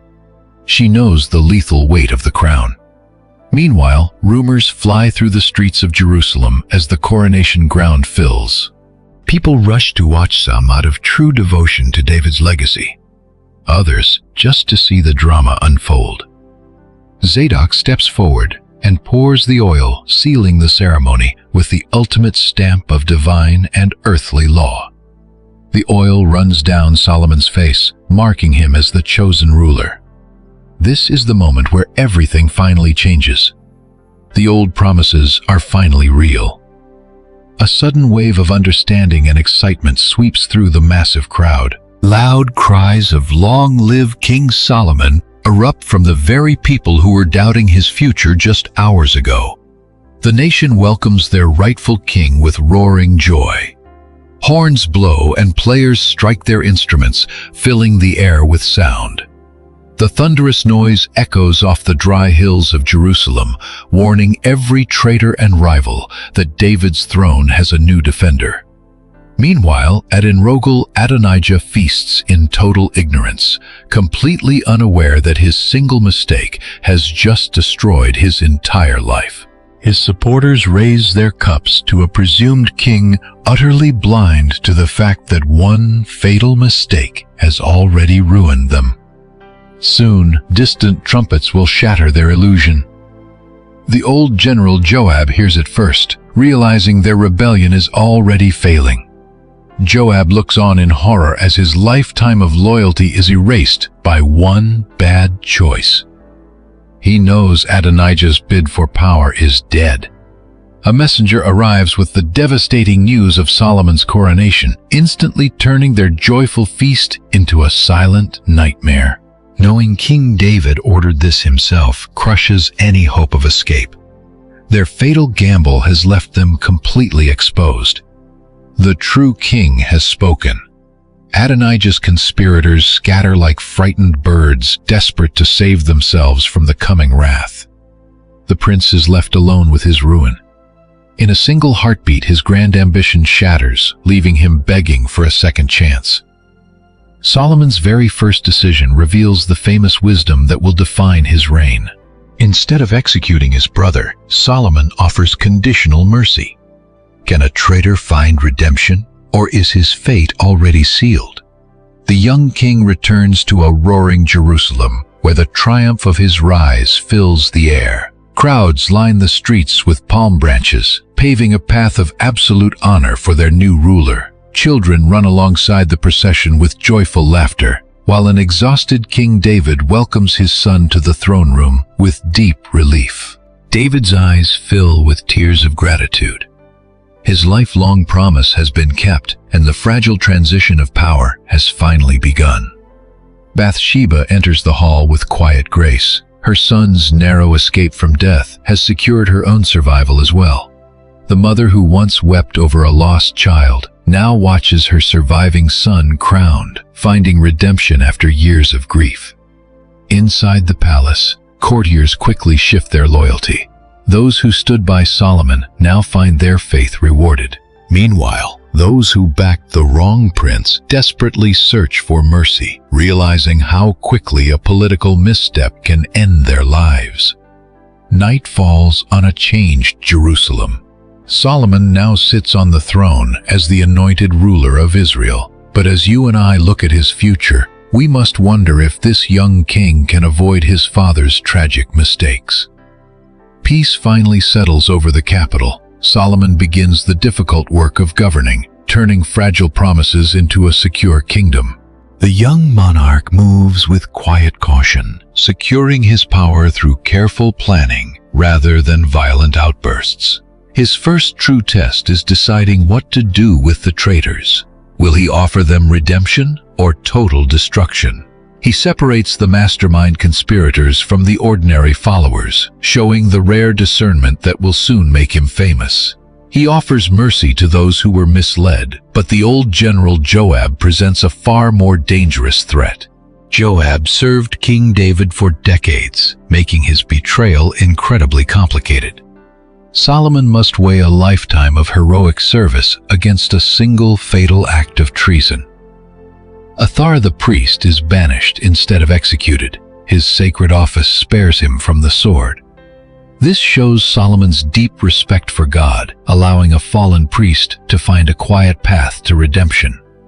He knows that mercy can build a throne faster than blood. Meanwhile, Bathsheba finds her entire life transformed. No longer just a widow in hiding, she is now the queen mother, wielding immense influence over the empire. The entire royal court adapts to her powerful new status, while the palace itself shifts to match Solomon's systematic rule.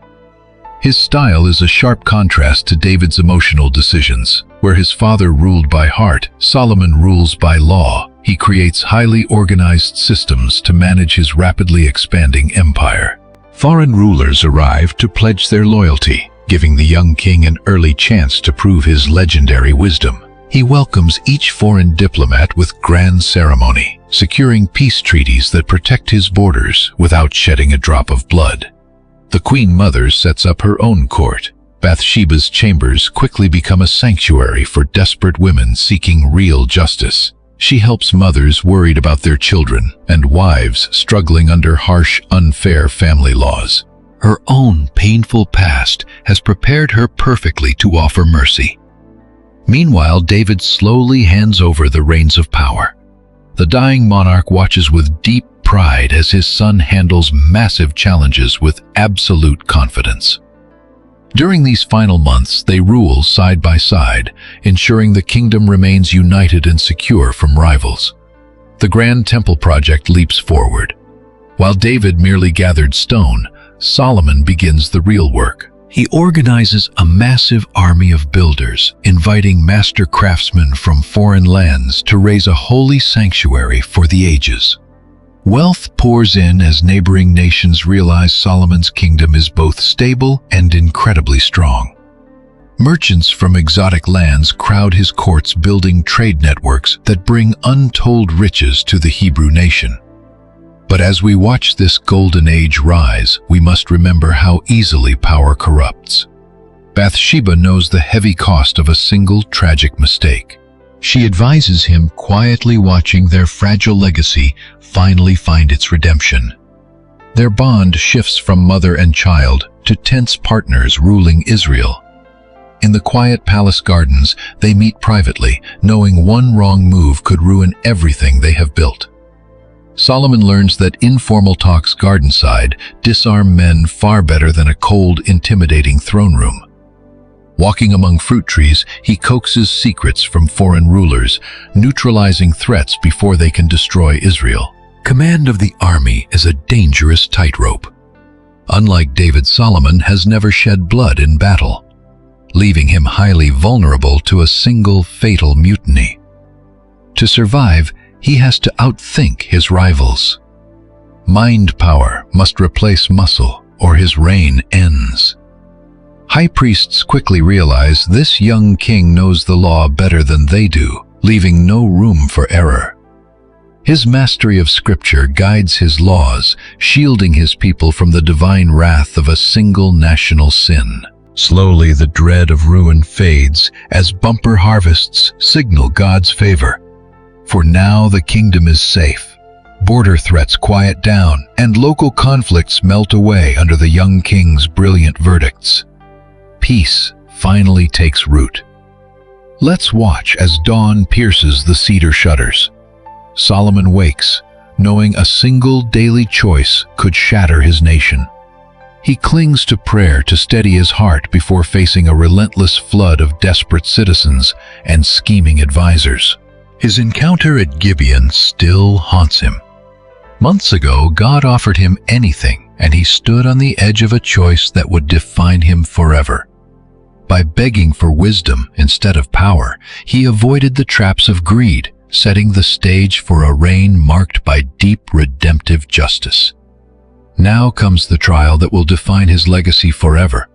Two desperate women stand before him, both claiming the very same baby as their own. With zero proof or witnesses, a single wrong verdict will destroy an innocent family. He must read their souls. Watching from the shadows, Bathsheba hears the raw, desperate panic in their voices. She knows how easily maternal love can drive a woman to the absolute brink. Having lost her own firstborn, she understands the agony of a mother staring into the abyss of grief. The first mother weeps, swearing she woke to find her companion's dead baby swapped for her living son. Her pain feels terribly genuine, yet the other woman screams back with equal fury, reversing the roles and swearing the living infant is hers. The court panics. There is no evidence, no proof, and a single mistake here will condemn a mother to lifelong misery. Solomon sits in heavy silence, searching for a path through this agonizing maze of grief and lies. He must not fail. He questions them softly, probing past the surface lies. He searches for the raw maternal instincts that cold facts usually hide, letting God guide his eyes to the truth. Then he makes a terrifying move. Solomon demands a heavy sword, announcing he will chop the living baby in half. Horror grips the crowd. Yet one woman accepts the gruesome sentence with cold, bitter satisfaction, willing to see the child die. But the real mother shrieks in pure agony, completely broken by the threat. She begs the king to spare her son, offering to give him to her rival. To save her child's life, she willingly accepts her own lifelong heartbreak. Solomon smiles. He hands the baby to the crying woman, who chose absolute sacrifice over selfish possession.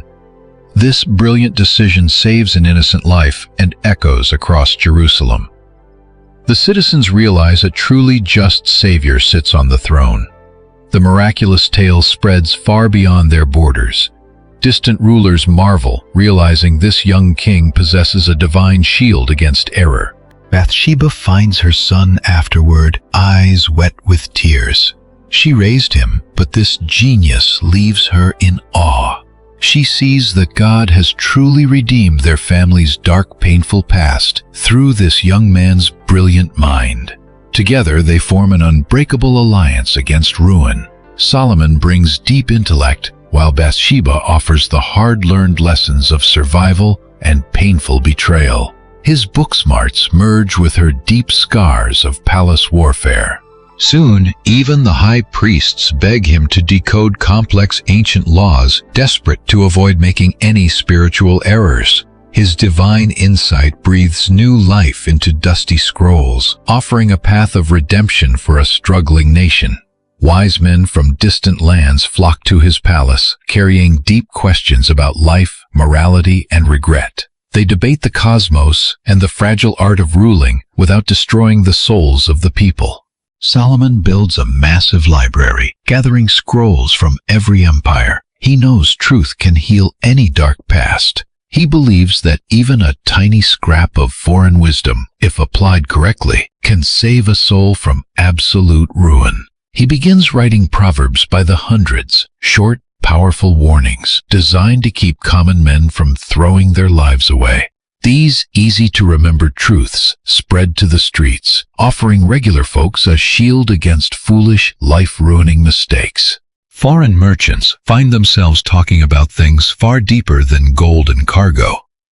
We see a king searching their stories for lessons on how empires fall, desperate to keep his own safe.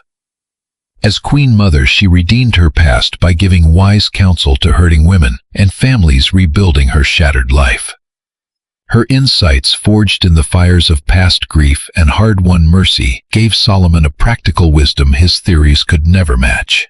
In the quiet palace gardens at dusk, mother and son walked together, turning a ruined legacy into thoughtful guidance. These talks forged a deep bond. From the perspective of one who survived a tragedy, her questions forced Solomon to see his own choices in a sobering, protective light. The nation thrived on this mix of heaven's wisdom and a survivor's hard truths, making justice flow more clearly. As commerce boomed, disputes were healed by a deep understanding of human failure and the path toward true restoration. We must ask ourselves, how does a life recover from such ruin? For the woman once trapped in scandal, time brought a golden age of peace. Today she glides through the corridors with the absolute grace of someone who paid the heaviest price, survived the storm, and finally reclaimed her soul. Sunrise finds her sitting alone in the courtyard, reflecting on the long road from devastating tragedy to this quiet, sacred peace. Hands that once shook with fear at a king's fatal summons now rest calmly in her lap, watching Jerusalem turn to gold. Time proved that healing was indeed possible. Her face, once the spark that ignited a royal scandal, now looks back from the calm water of a private pool. It is a face etched with the heavy lines of a survivor. Her youthful beauty has transformed into the lasting dignity of absolute redemption. Solomon seeks her out constantly, knowing her scarred history holds a profound truth he desperately needs. They speak now as equals. She listens to his trials, not as a distant queen, but as a mother who knows exactly how fast a secure life can slip away. Her private chambers became a safe sanctuary where women from across the land came to seek shelter and comfort. Hurting wives, worried mothers, and those who felt utterly broken that look at why they sought her, because her rise from a shattered past proved that no life is ever truly beyond hope. She rarely speaks of the dark night that redefined her life. When curious young women ask, she handles their questions with a gentle, protective grace.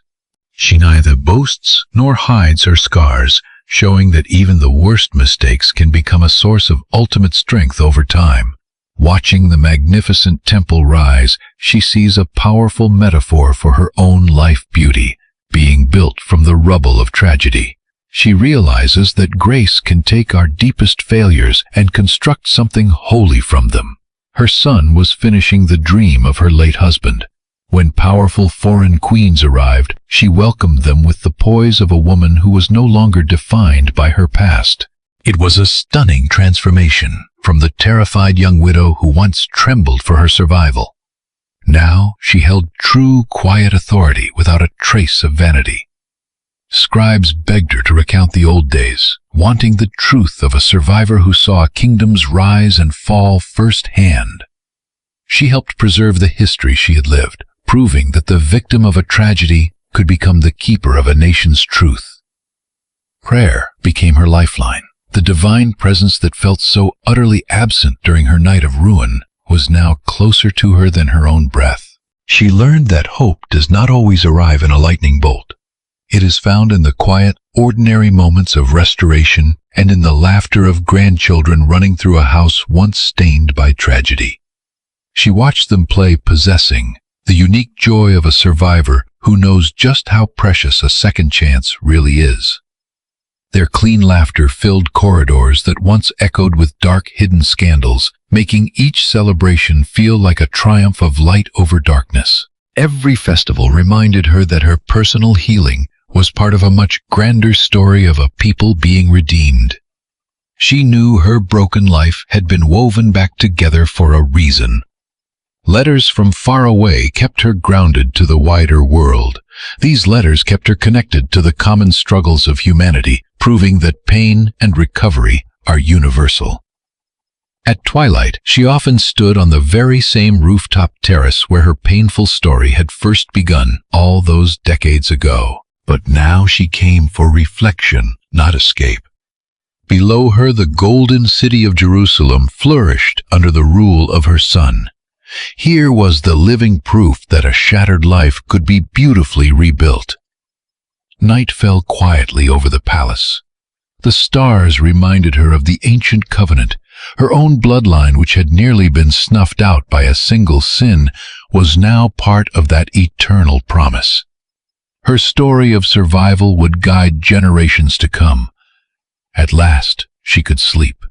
Without the torment of shame and regret that once haunted her nights, her dreams were peaceful now. She had fully reconciled with her past and found profound meaning in her survival. Every new day brought grace, ever since she learned to surrender to a higher timing. The woman once glimpsed as a victim on a roof had become the strongest pillar of the kingdom. This incredible path from disgrace to honor, from helpless victim to wise guide, shows how true mercy can rescue a life from utter devastation and construct lasting power from it. Her story was finally flowing toward a quiet conclusion. You and I can look at this reflection and see the ultimate truth that grace is always larger than our deepest failures. Her entire life stands as a living proof that no mistake is ever too massive for redemption's reach. Night falls gently over the city of Jerusalem, where a ruined life was made whole again. An old woman resting in the palace, I look back on a life nearly shattered by one fatal mistake. Yet my dark beginning ends in light, the quiet waters now reflecting pure redemption.